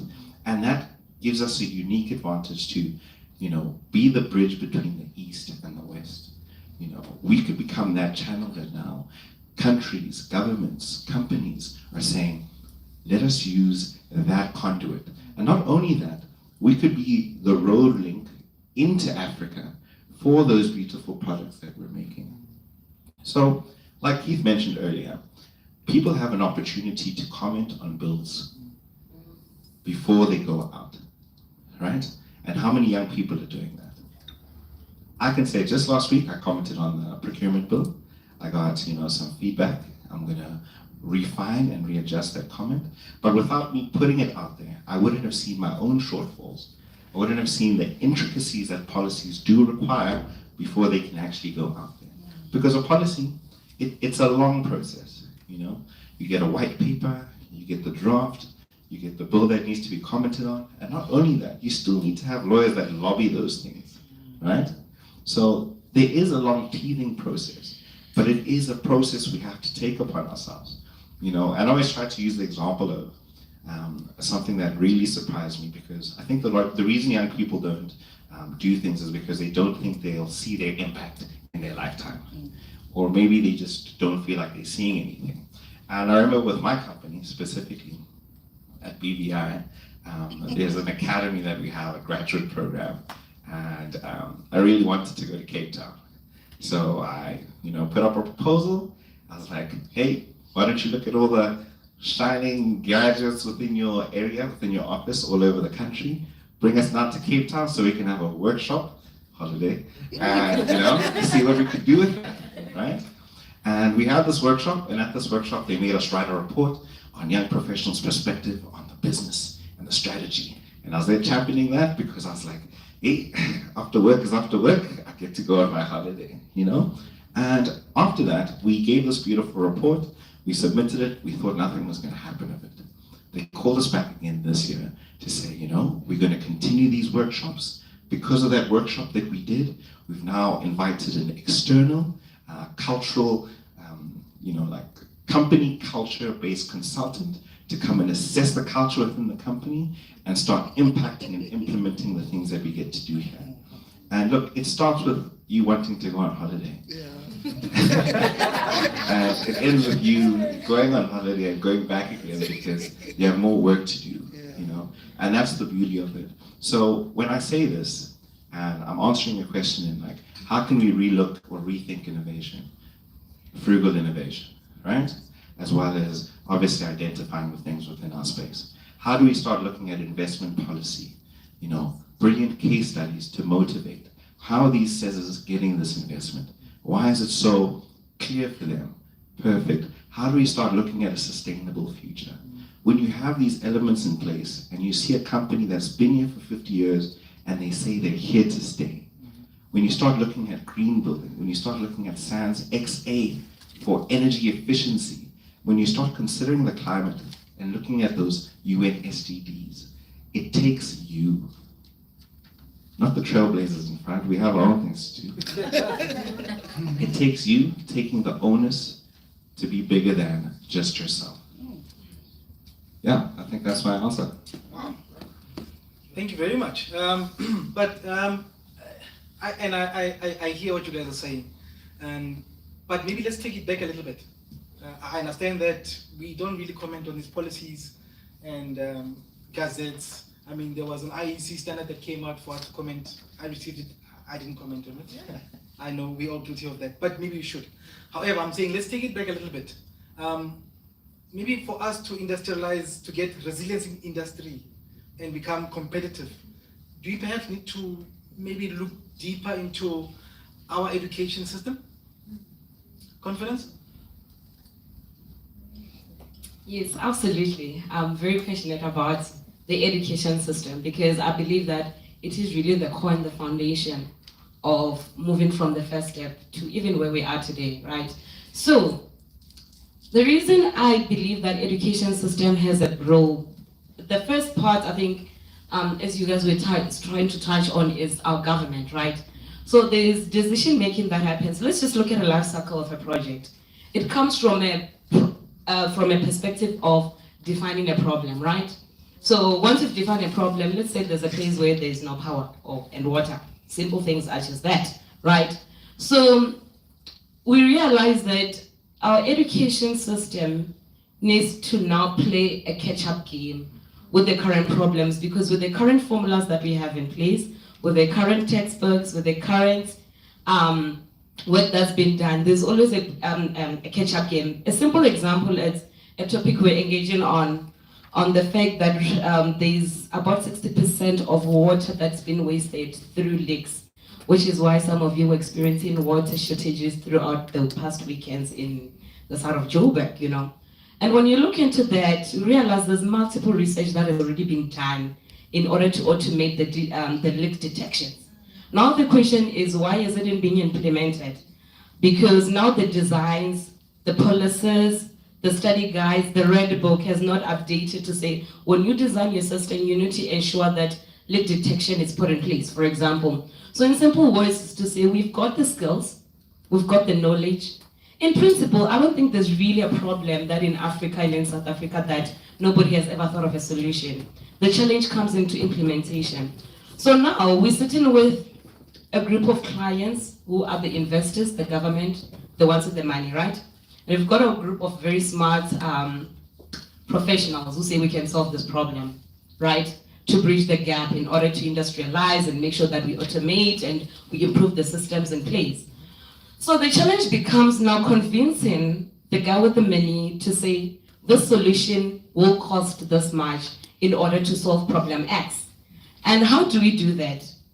Our president was speaking about professionalizing the government system. And I think the biggest fear that we're looking at is the fact that our professionals don't even want to sit in the table where those decisions are made. So if there is a challenge in the system, and the guys who are, or rather the team of people putting down the scope of work, putting down the terms of reference to resolve the problem, does not compose of professional engineers, what type of solution are we going to get out of system? Question is, how many of you are willing to get into politics here? By show of hands. Politics. Yes. You see? I think from what I'm saying, I'm only seeing 10% of the hands up here, right? Or let's say 20%. That was a good number. So it's not yet 50%. The reason I'm raising this is because after this conference is done, after we've discussed the way of industrializing our system, automating our system, pushing and implementing projects, who goes up there and motivates for us on that business to be implemented in order to resolve electricity problem? So apparently Innocentia will go and have coffee with the Minister of Energy and tell him that these are the solutions that came out of these discussions. In simple words, like we say in Skaftin, let's think about how we're going to make this work. So those who said they want to go into politics, I'm encouraging you to say, go and really sit in those government tables. Go and serve in those boards. There's a lot of positions and vacant posts coming for boards. And the reason I want you to go and sit there is because really we can sit all day long and discuss what solutions we need to implement. But if nobody goes up there and motivate that in the budget, while they're still drawing up the budget, that this is the budget that is required to resolve this issue, then we're going to have a problem. Secondly, who of you are in the education system? By show of hands. I mean, universities, working, okay, you guys are still studying. Who of you are lecturing in the academia route? Yeah, 1, 2, 3, 4. Good. So you also have a challenge. You also have a challenge of making sure that whatever it is that challenges that we are encountering in our day-to-day industry space, that we make sure those solutions are being implemented. Because what we have is that I'll be working on a model, I'll be working on a project, I come up with solutions, but nobody is going to tell the lecturer to now implement or rather introduce that to the newer generations. By the time we're getting graduates in the institution, we realize they don't even understand certain softwares that are relevant to today's design. So in simple words, with what I'm trying to say, let's bridge the gap between the decision makers above, the industry, the education system, as well as the professionals. I believe in that manner we're going to create a linkage and chain whereby our solutions and our conversations and conferences such as this do not end up just in conversation, but end up in actions that are being implemented. Thank you. Thank you very much. Let's get involved. So, I'd like to open the floor to the audience. I don't know if you've got any questions for my panelists. Are you guys ready for questions? All right, let's go. I think we've had a very interesting discussion on the role of young people. I'm sure you guys have a question for them to understand, maybe in detail, what is the role we can play. So, any takers? Engineer Scapello, I'll start with you. Perhaps let's personalize it. Probably I have two. On the context again of industrialization, Keith spoke about TikTok. The chair introduced the fact that we are raw material producers and not necessarily, adding value to those raw materials. We are moving, as you were saying, we are stuck third, fourth, on the cusp of the fifth. The minister this morning spoke about us being 4% SDG goals, leading to just energy transition. Those that are ahead of the curve, those that are leading in the fourth and leading us into the fifth, are using technologies of the third, coal, to industrialize. Again, funding, we spoke about it, some of them are funders of us moving to renewable,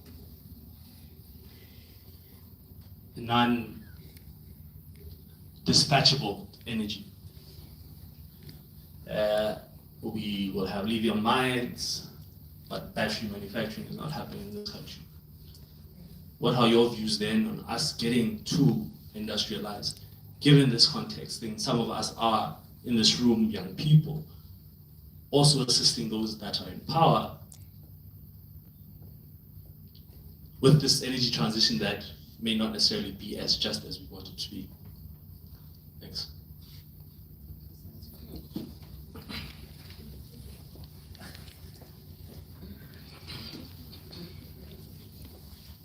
We're too electrical, yes. I think on your question, and it's quite interesting you put it like that, because my mentor always talks about how, with this whole energy crisis, it has birthed the era of everyone being an energy analyst. So everyone wants to talk about the energy transition. We need to move away from coal. but no one actually ever talks about the Komatis, the Middelburgs, the Witbank, and whatnot. And quite frankly, if you look at a solar power plant, right? A solar power plant, you need less than about 150 people to maintain it over its lifetime. And I'm talking about the magnitude of the 200 megawatts and stuff, which is not a lot because most of them have been below that. And then the question then also arises around, oh, but you need to train people for entrepreneurship. When in actual fact, well, our economics are not the same as the Europes or the Americans, right? So that's another reality I was speaking about, where you can't talk about teaching people entrepreneurship when you don't open up the doors. Then I think one thing where we always not realize is that in South Africa we have two groups of youth. Ne? We have the youth that finish matric, no matter where they go, technical colleges, university, or even just decide to do any type of normal work. Those are the youth that have matric, and they can get a job. So if a factory or a shop is going to start there, they always say matric, and they'll get it. But we also have a large number of youth, which is actually more than 60% of the youth in South Africa, that do not have matric. And unfortunately, things like the energy transition is not addressing that. Because I'm coming from a space where there's so much money being allocated for training, for women, and all that. It's people that have matrics. It's not the rest of the people that are settled in some of the smaller towns. So when we talk about that, I think for me, where I see the opportunities, right? For me, the first one is transmission development, transmission construction, and maintenance. There's a lot of workforce that you can get around that. And the nice thing about that is that with all of these generation plants that are being built from a power perspective, you do need transmission. Then the other part is looking at new technologies such as green hydrogen, right?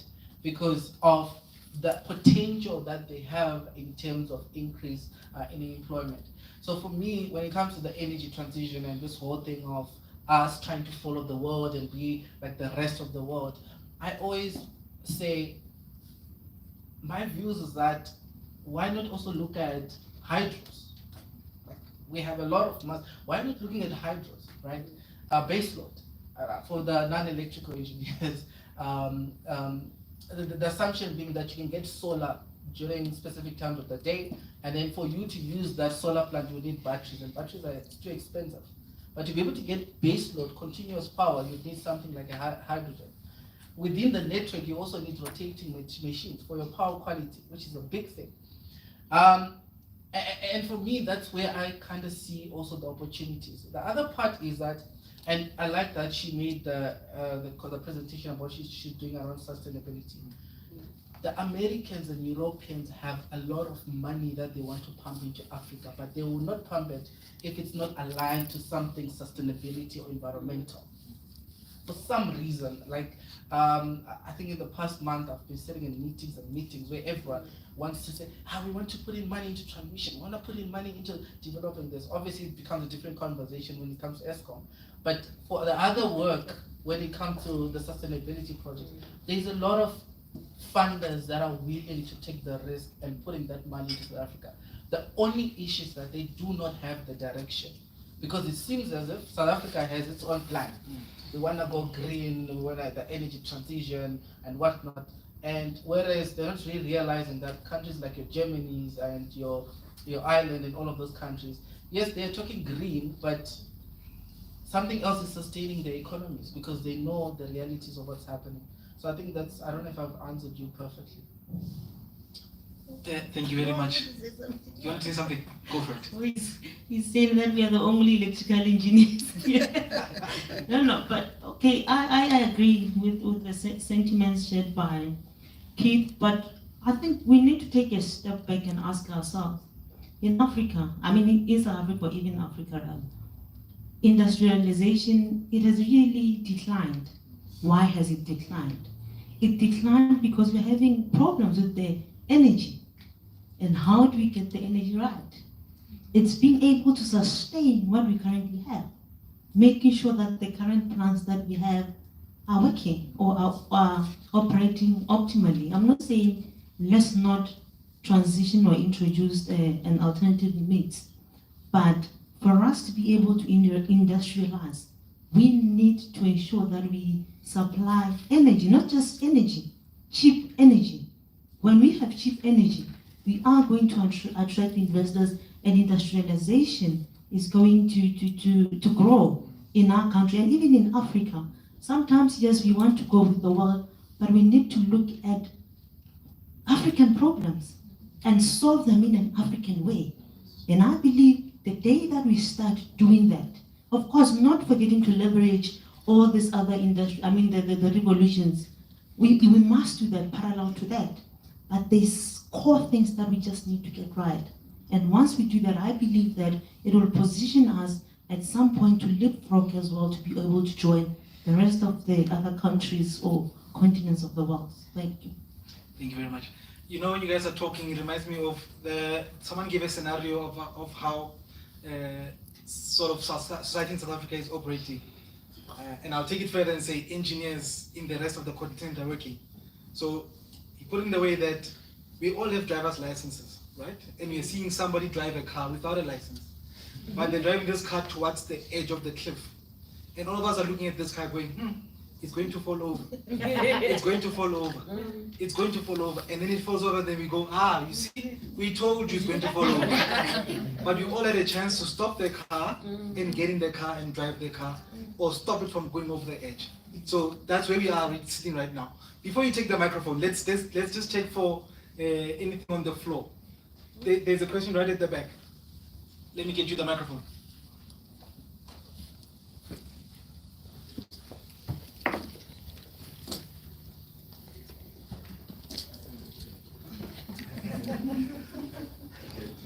I'm Madosin Jangasan, I think Swesha spoke about. Can you hear me? Oh, I think Swesha spoke about something, a phrase which I liked. He called it frugal innovation. He gave us an example of a factory in a European country versus a factory in China, and the impacts automation has on both factories. And that made me think about Africa. We concentrate on a lot of minimum wages, which is fair. But I think given the fact that Keith just spoke about 60% of our matriculants, 60% of our youth not having matric, maybe we should consider taking the route countries such as Singapore, South Korea, and even China too, of adjusting the minimum wage so that we can give industrialists an opportunity to make profit and grow industrialization in the country and in Africa in general, rather than to concentrate on policies which increase minimum wages and make it difficult for industrialists to profit and increase their capacity to industrialize in our continent. And I think that the result of these minimum wages that are quite high is that a lot of our raw material we take to Europe or China to process, and then we have to buy at a very high markup. So I think I'd want to hear what the panelists say on the matter of adjusting our minimum wages so that we can support industrialists. Are you saying we take it lower or higher? Take it lower. Okay. I don't know if anyone will agree with that, but yeah. And when to support that, government has put in place programs like the EPWP, which support the fact that in order for you to create jobs in masses, you need to reduce the minimum wage. Excuse me. Yeah, look, I think you've just opened a can of worms. Okay. Did you want to comment on the same thing? Oh, something else. Okay. Let's see what the panel say. I think you're going to have a nice discussion there. All right, thank you for listening. You mentioned that free will innovation example perfectly. So clearly, the graveyard shift isn't too dead. So to just answer that question, or maybe rather expand on it, I think we have to really consider the culture of the people that you're trying to impact. Because culture is a huge driving force and a driving factor in having an aligned goal, an aligned destination, in accomplishing something that's just greater than yourself. And I think something that we experience, I'll give an analogy as well, or an example, where they look at first world countries, and the people that become very prominent in those first world countries are highly educated. So you'll have doctors in politics and all of that. And then, for instance, in third world countries, they look at how people with networking are the ones that become prominent in those countries. And if you have a president that's there for 5 years, people need to do the most in those 5 years. They need to get the most out of this opportunity, this network. I'm sure we also, with the coup d'etats that have been happening in Upper Africa, and you find a chief of staff with briefcases of cash. It's not a problem of education there. It's not a problem of basic wage there. It's a cultural issue. A fish rots at the head. So why do they feel that they need to have this wealth?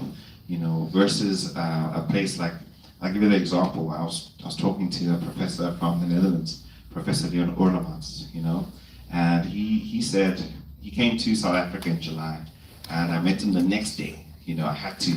I'm a go-getter like that, right? Met him the next day, and he said, especially, I love coming to South Africa because the students here, a degree can change their lives. A degree literally has the potential to change their lives. In the Netherlands, everybody has one. So what's the point, And when you describe those cultural differences and enthusiasm, I think that would be the more underlying factor that you'll have an issue with. Changing people's culture to accept such a minimum wage when the people they look up to, they wheeling and dealing, having gabbies on the side there to get their agenda across. So it's. I think that would need to be the point of penetration for us to be able to now recalibrate and say, be proud of your menial job sweeping there and do it proudly. Be proud of being able to clean the toilet and contribute to the greater CSIR because you know that your job here is affecting the country's R&D. You need to have that purpose within yourself to know that even though I'm polishing somebody's shoes, this guy's going to have the confidence to sit there next to confidence and give a speech. So it's all those things. Okay, I'm gonna give you the microphone. Can I ask to wrap it up? I'm gonna ask you to give your skafti. So, Kopa skafti. So we all know when we leave here, what is our action items. I was humbly requested by the chair to write a report about this session. I don't know what to write. So you guys, from your skaftis, I'll write my report. So, skafti number 1, let's go. Please get your pen and papers ready. Oh wow, thank you. I actually wanted to comment on that question of minimum wage, and I'm hoping my captain would be able to cover that. Okay, so I'm an engineer who grew up in the farms, right? Like, not really in the farms, but my dad has a farm, so I spent most of my time there. And I think I was able to experience the age 0 where there's no electricity, no water, no housing, nothing, to a point where there's development. And such that the farmers in those areas, what they did is that they produced like bulk tomatoes, bulk everything, and everything was being shipped to different parts of the country. When I started, I think they'd go to KZN, some to Mozambique and all of that. However, in the recent years when I go back, I realized that there was actually a plant in Musina. Now there's a plant actually more like 5 kilometers away. And what I learned in that process was that the plant, I'm talking about the processing plant, I think it was, what's the Koo Brands, Tiger Brands, yes, the Tiger Brands plant. What Tiger Brands did now is that they start moving the plants closer to the farms. Instead of us waiting for a huge truck to come and collect all of that and take it far away, the issue of transport, the issue of cost and all of that, now they're producing them locally. The reason I'm making this example back is because we're talking about industrialization in our African context. When you, in your problem statement, you spoke about the issue of our abundance and resources. And the challenge that we have is that we have abundance of resource. The challenge is the manufacturing a portion of it. And what I'm trying to say now is to say what we need to be looking into is to the expansion of our processing systems and localizing them to where the resources are. For example, the reason we're having a huge issue of illegal mining is because most of those mines are actually being picked up by a random person on the road. What happens when that random person picks it up, formalize it, turn it into business, make sure that the policies do not stop them and it benefits the communities? So issues such as that, I think, is what needs to be a wake-up call to us to say, we do have the resources, and ours is to make sure that we are supporting the sources of those resources. We shouldn't be looking at every hub, every industry, and every firm is situated in Gauteng or in the next place. And I think the role that we can play, even that will answer your question of employment, to say, even a person without matric, when you start training them on what it takes to run Tiger Brands plant to process tomatoes to whatever projects you have, they end up empowering those communities. The infrastructure grows, they start becoming slowly a developed town, in simple words. Issues such as water, issues such as electricity, those are simple issues that in the African context, digitization and solutions that are already being implemented in places, it's for us to take them back and say, can we use the skills to solve the basic problems? Can we use the knowledge that we have? A simple example is a place where there's an issue of water and there is an issue of electricity. How do you resolve it? If there's a river nearby, would it kill to put down a mini solar plant to make sure that you generate water through that and empower that pump to make sure that that pump empowers the rest of the village? Would it kill to make sure that you've got a drilling rig or rather a drilling pump that is manufactured and relying on natural resources? So in an African context, all I'm saying is that we do have the skills, we do have the knowledge. Ours is to make sure that we practically implement them and expand them to empower the origin and the sources of those raw materials so that the local people and the nearby sites can access them freely and at a cost efficient manner. Thank you. Thank you very much. Okay. My sculpting that I want to leave us with is that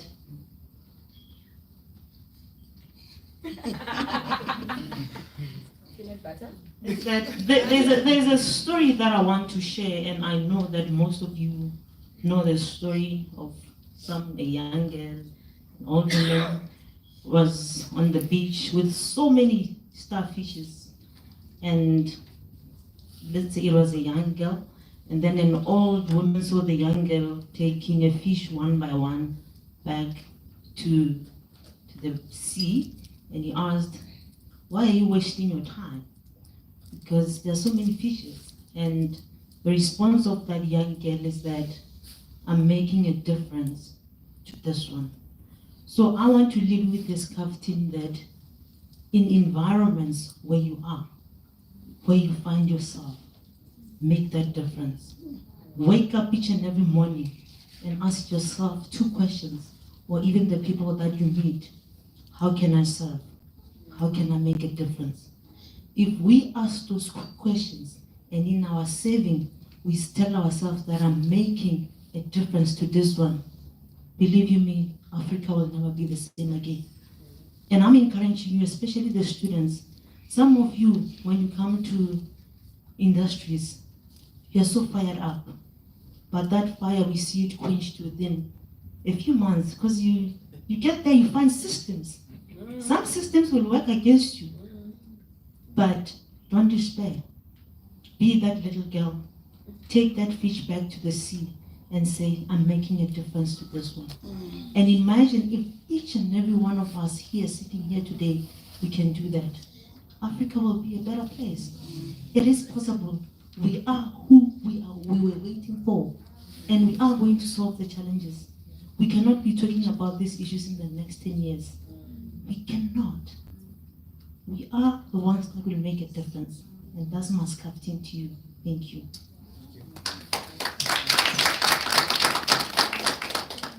It was really my turn after her. Captain Bound. Yeah, that was soul food. And Yeah, that's soul captain, food, yeah. captain, Yeah, some real soul food there. So I think, you know, for me personally, I'd like to touch on what I said earlier, which is excellence versus relevance. I think it's time for Africa to, you know, look inwards instead of outwards, simply because we do have the capabilities, we do have the abilities. We're just using the wrong metrics. You know, we're using metrics that haven't been defined by us. And that's the thing, there's so much power in definition.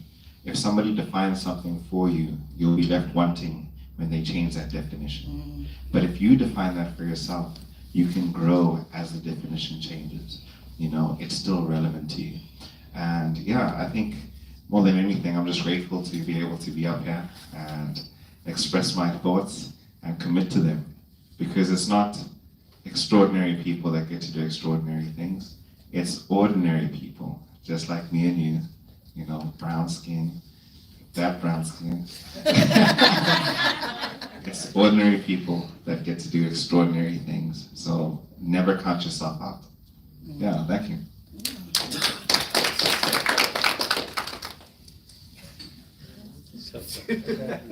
Okay, so mine is twofold. So it's for the youth group of youth, the youth that are guaranteed in 5 to 10 years to have that house, that car. I think one of the things that I would like to also just maybe tap into your brains is that please start looking into green and climate financing as an area of studying. And this might not be within the energy sector, it might be in the infrastructure sector, because I do know that there's a lot of civil engineering.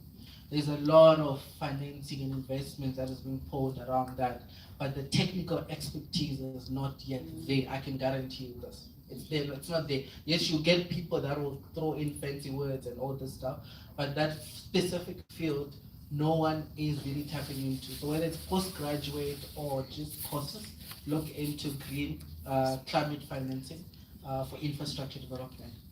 And then my second part is, I think for me, when I saw this, I knew I was gonna be kind of coming in a bit different, because you know we're speaking at this from like a big scale, right?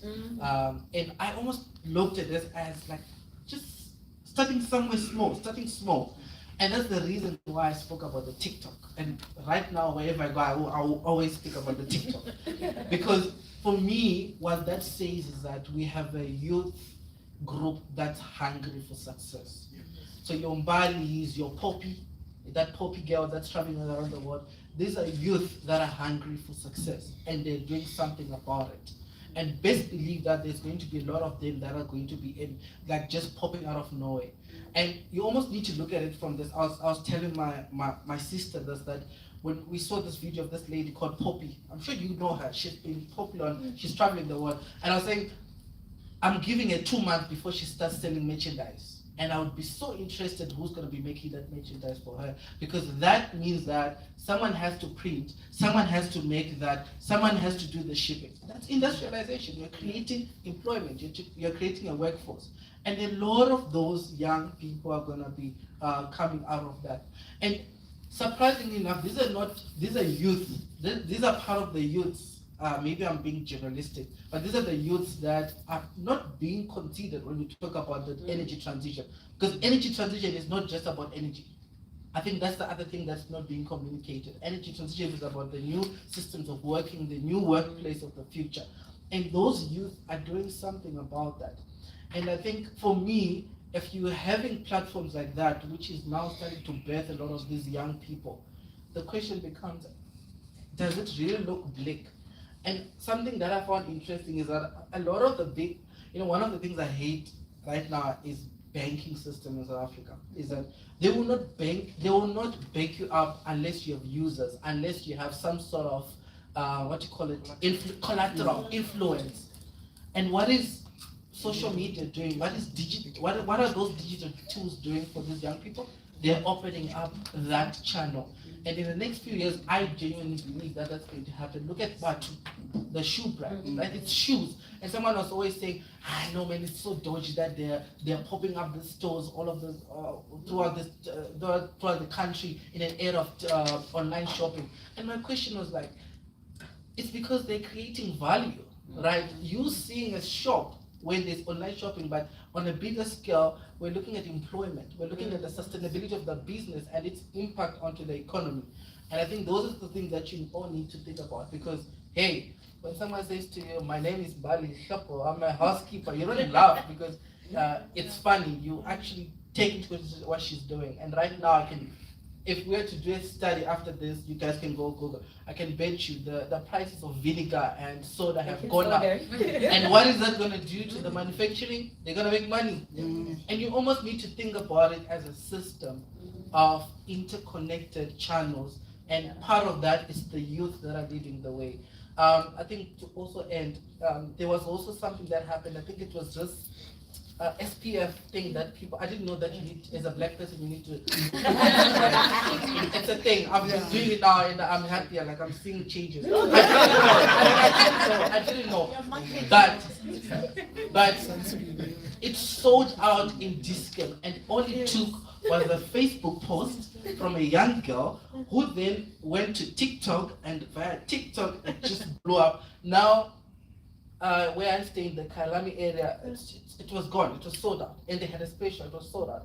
And again, what is it doing to the overall production, manufacturing? Increase. What is that gonna do? Scaling up. So yeah, I think that's my inputs. Just like think about everything as being interconnected. And the last part for you guys, the educated ones, please look into green and climate financing. You might really find it interesting.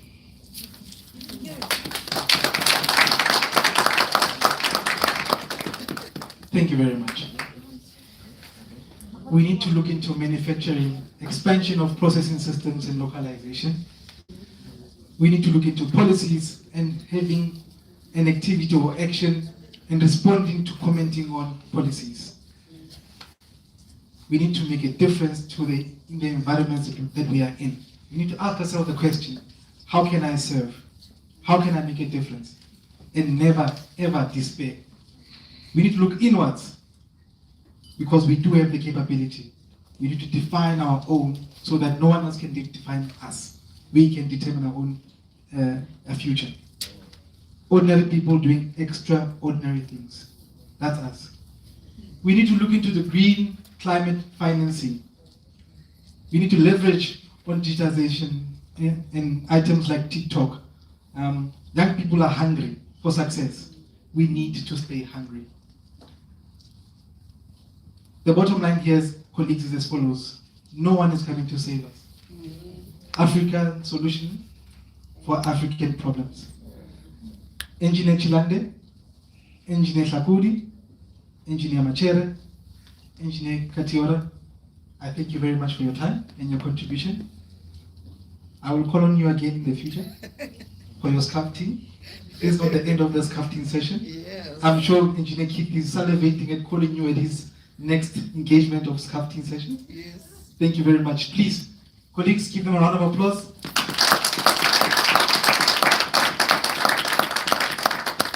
As the moderator and chair of the session, I'd like to officially close the session. Thank you for your contribution. I hope you had your sculpting wrapped up. We went all the way from peanut butter and jam to last night's leftovers, which are beautiful, all the way to bologna and cheese. I hope you're all fortified and ready to tackle the next challenge.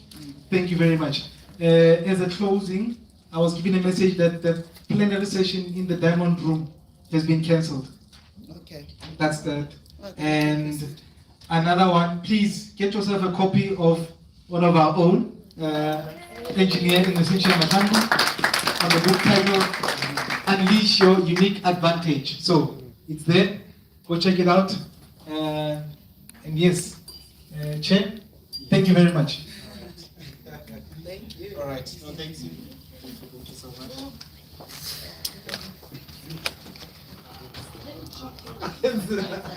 We have fed from the staff too. Okay, on that note, I'd like to invite Engineer Yanko Banda while we are on the book notes. You can grab the I don't think I need a mic. I think my voice is loud enough. We can't hear you. Okay, in the room, how many students do we have? A show of hands. Okay, so that's 1, 2, 3, 4, 5, 6, 7, 8, 9, 10, 11, 12, 13, 14. Okay, 14, eh? Level. Okay, we've got 15 students. So these are people who haven't gotten the qualification yet, right? Those 15 students who put their hands up. Huh? No, I mean a varsity or technical higher institution. No. Sissy, don't mess it up. They understood. No, I got it. Those.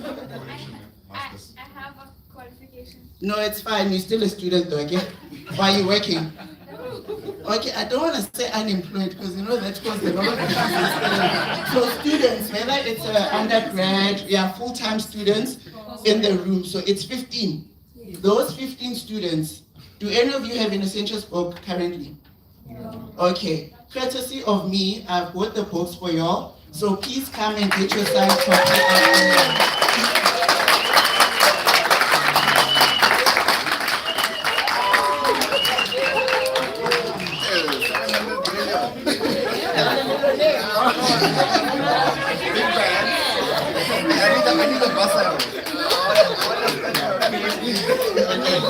Thank you so much.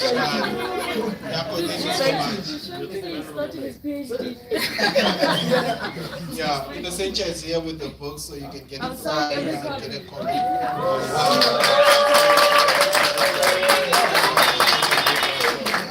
Millionaires, come forward. We want more gifts. Continue giving the students everything. All right. The same breadth of students, we decided to do something a bit unique. Building up to this conference, we said, okay, how do we participate and involve also students? So we did a poster competition, and for this poster competition, we listed categories for students in TVET colleges, in universities of technology, and in universities and high schools. And we had a privilege of adjudicating some technical posters, and then also coming down to the top winners. So I want to invite Xavier and the team to assist me here. And also just announcing who were those winners. And I'm told somewhere outside of the country they couldn't make it, but they managed to send a small video. The winners were contacted. I think we have winners with us today, but I'll allow the students to do the honors and take over this program. Also, the winners, maybe if you can just present to us your technical posters, and then that will be the last item for this program, and then thereafter they're able to close. So let me hand over to the brilliant students that assisted in putting the competition together, just to take over the program from here. Thank you very much, Mr. Mike. I'll deal with the technicalities for now, and my colleague, sister. Good evening, ladies and gentlemen. All protocols observed. My name is Swakile Mtetwa, and this is my partner, Nicholas Xavier. And so as a part of a group, we were involved in organizing a poster competition for students' involvement. Involved the participation of students from both university and high school. So then the idea behind the poster was essentially to get African ideas to solving some of the SDGs in Africa, right? So anything from sanitation to electricity to industrialization. And I'll take it over to my partner who will then introduce some of the winners that are with us today.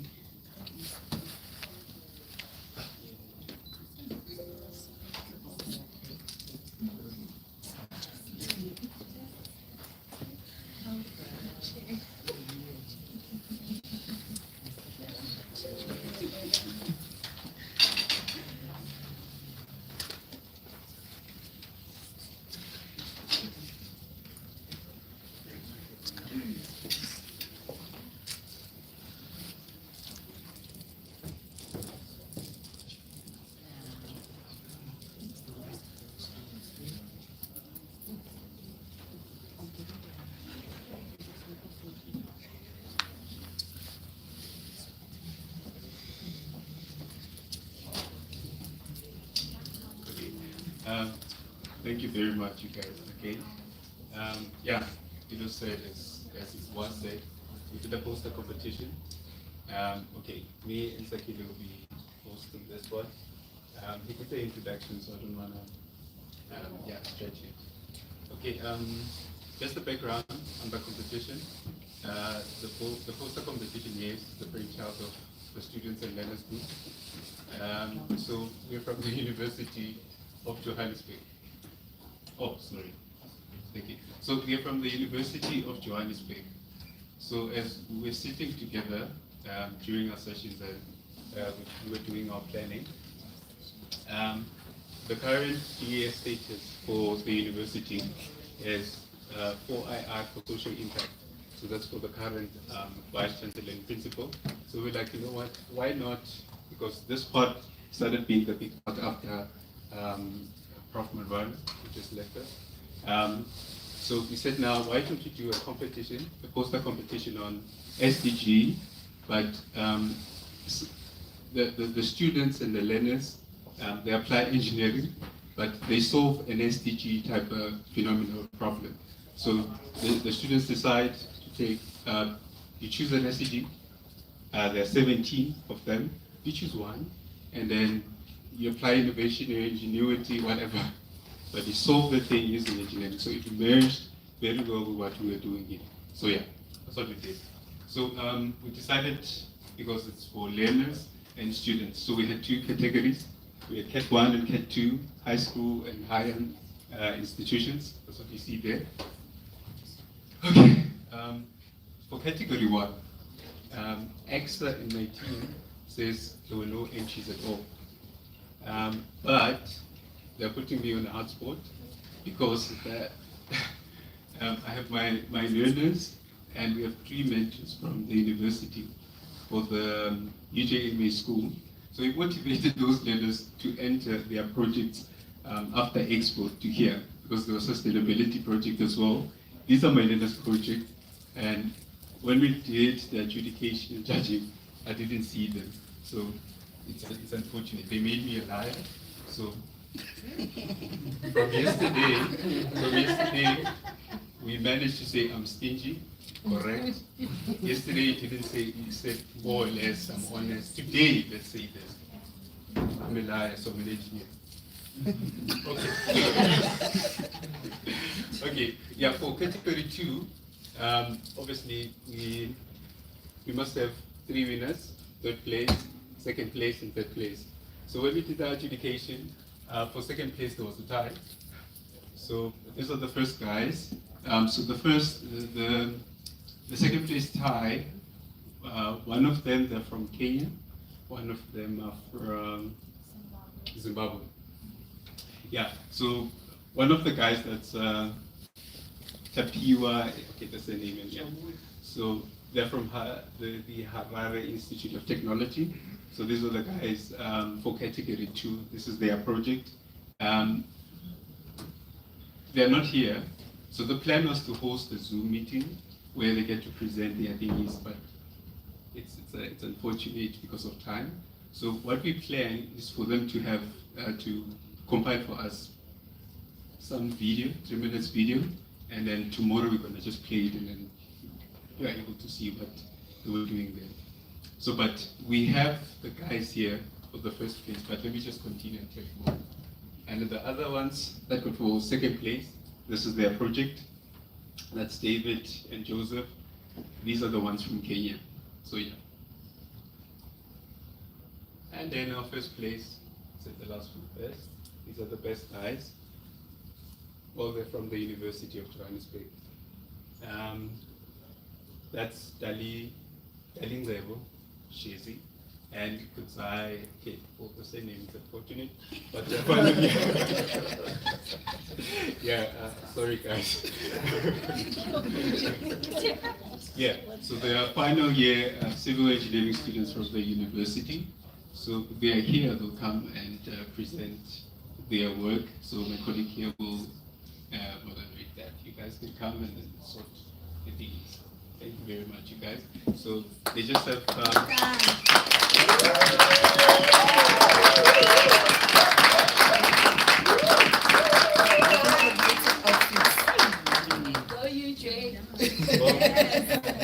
guys just have 10 minutes. So what I'm going to do, I've already told them. 8 minutes is theirs, 2 minutes is for me or for him. But that's where you get to ask them just, just be engineers, from yesterday, just be controversial, just one. Arinyana, practical. Thank you very much, guys. Thank you.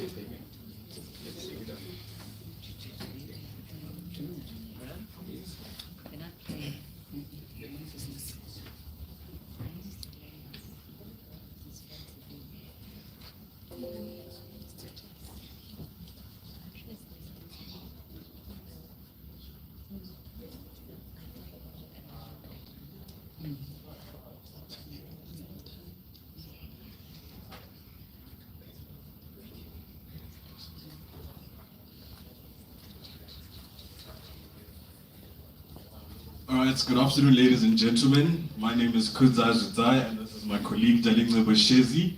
And we're here to present to you the utilization of fiber optic sensors to evaluate water quality for the SDG 6.3.2.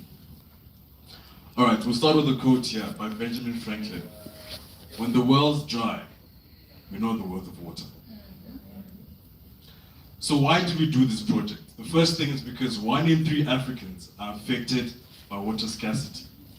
And according to the World Health Organization, 441 million people are still lack basic water services. So this technical presentation employs innovative optic fiber sensors to evaluate the SDG we mentioned before. So as you can see here, we have the different sources of pollution. As you can see, we have the domestic from the houses, and then we have the industrial and the agricultural, which is deteriorating the quality of water due to urbanization and industry and untreated wastewater runoff. I'll hand over to Director Rashid.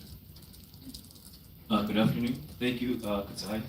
So I'm just going to take over the methods and the technology behind and how it works. So basically, the theory, I'm not going to bore you with a lot of technical stuff, but just going to give you an overview of how the technology works. So basically, this is a tilted fiber gratings. Those are the fiber gratings are etched into the core of the fiber. So they're printed into the fiber. So what happens is that these fiber gratings are the ones that activate the polarization of the optic fibers. So the electrical engineers, I see they've been curious of what's happening because I mean this is their study. So basically, this we shine a light through the core, and this white light source goes through the fiber optic, and then the tilted gratings are the ones that will reflect the light outside of the core, and then it will attract the pollutants in water or in any of the other tested parameters. So basically, this is how the equation works, and well, it looks very interesting. But if you want to know more about it, I can explain it to you after the presentation. So this fiber grating, this the TFBG, it's also coated with a surface plasma resonance. So how does the SPR work? So this SPR attracts the electrons in the parameters, the quality parameters, those blue things. Maybe we can say they have metals, for example. So these are the ones that attract itself, they bind into the fiber, the gold coating. And then when the light, the white light source, seen in red, reflected and also sent outside of the core of the fiber, react with these pollutants. And they send a transmission, a spectrum, they send a transmission into a spectrometer. And that's how we detect the pollutants in water. So basically, in a laboratory setup, this is how it looks like. There's three phases.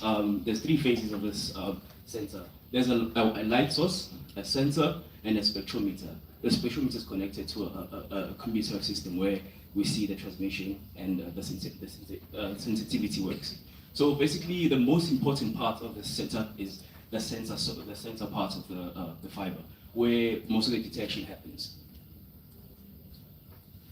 So this is all of the technology that goes on behind, and this technology is very, very sensitive. It's highly sensitive compared to the conventional methods that we used to. It's cheaper to assemble, and it gives very, very reliable result. So how it works is that we calibrate the sensors so that they can be selective to specific parameters, because water on its own, it has a lot of toxins in it. So we calibrate the sensor in a distributed braiding or in a fiber, in a long true fiber. So we calibrate it and we make it, maybe for example, as I said, heavy metals to detect heavy metals. And then the wavelength is the one that tells us what kind of pollutants are present in water. So the sensor gives us a rapid response time. It gives us, it enables real-time monitoring, and it tells us we can use it in situ. We can leave it there, and it's gonna send us a message or a notification, and we know that at this particular time there's been pollutants in water. So basically, as I was explaining to you that we have this. These are the sensors. So these are different types of sensors. We can actually print out certain types of sensors in one long fiber. So we can have a sensor that detects heavy metals. We can have a sensor that detects biological toxins in water. So this is connected to a computerized system, and it can send a message to us wherever you are, send you an email or a message telling you that at this specific period of time, there's toxins being released into the water bodies. So my colleague's gonna end off with the quote. Can I just shine for 1 second? All right. So I'll end you off with this quote. Water is the new gold that we need to preserve for the future. And with that, we say thank you from the University of Johannesburg, the Center of 4IR. Thank you. Any questions? Yes, I had a very good time. So there seems to be 4 hands. So I'll just start with Keith and then we'll move on. Thank you. I think my question is that, so on the classification of your toxins, would your system be able to classify, I don't know much about the water toxin classifications or types, would it be able to pick that up? And did you guys use some sort of methodology to be able to differentiate between the type of toxicity that exists? Yes, can you just go back to the slide here? This. So basically what happens is that we calibrate the sensors. So let me say we get a chemical, let me say cadmium. We're going to get cadmium, 100% concentration of cadmium, we dilute it with water, take 90%, we dilute it with water. Maybe let's say we make 5 samples, we take 180, 60, and up until 10. And then we see what kind of wavelengths we're going to get from those calibrated concentrations. So those wavelengths are the ones that are going to give us the area. So in this wavelength here, this is a normal. This side of the wavelength is a normal, maybe say 100% of water, or polluted chemical. And then it passes the sensor, and it gives us basically like an area of that wave. Those waves are within, like they're within a certain wavelengths. And then we can say that, okay, within this wavelength, we can maybe estimate that there's 65% of cadmium present in water because of that calibration that we made before we put the sensor. And it also has selectivity. So if you don't want it to detect other heavy metals, you can specify and make it to be for cadmium alone. Thank you for that question. And then to our next question, I think it was.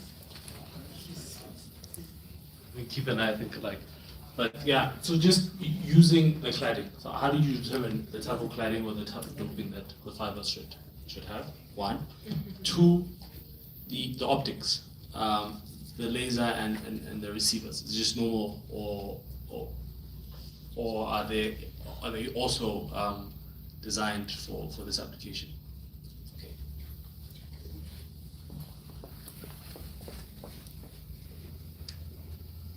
Thank you.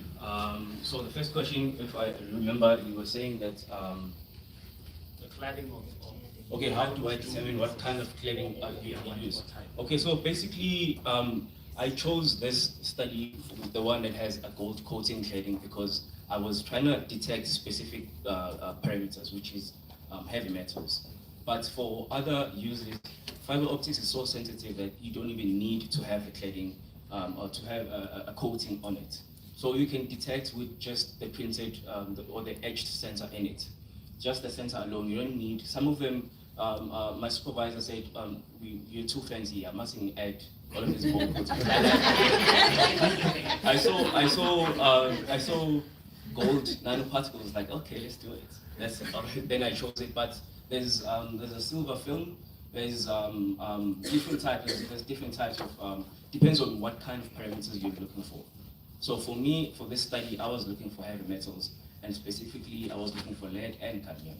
Hence, I needed the coating into the core. And the second question, please. Optics. Oh yes, the setup. Basically, the light source. It depends because it works in a specific spectrum of wavelengths. So if you're looking for, because this one is working at I did write about it here. It's 1,530 to 1,560 spectrum, which is not visible to human light. So those are just a white light source. So it depends also on how far do you want the sensing to go. But there's a normal spectrums for this kind of technology. Yes. That's the last one? No. There's two more. Yes. Good afternoon. Okay, I just want to understand, if you can clarify for me, what properties does the optic fiber has that can be able to detect metals? Because normally, most sensors, traditionally, most sensors are made in a way that it has a certain property that can have a conductivity with that particular thing that you are trying to detect within whatever way you're testing it. If you can clarify for me then. And I would advise that if your supervisor says, I recommend you to do that, ask more questions. Thank you.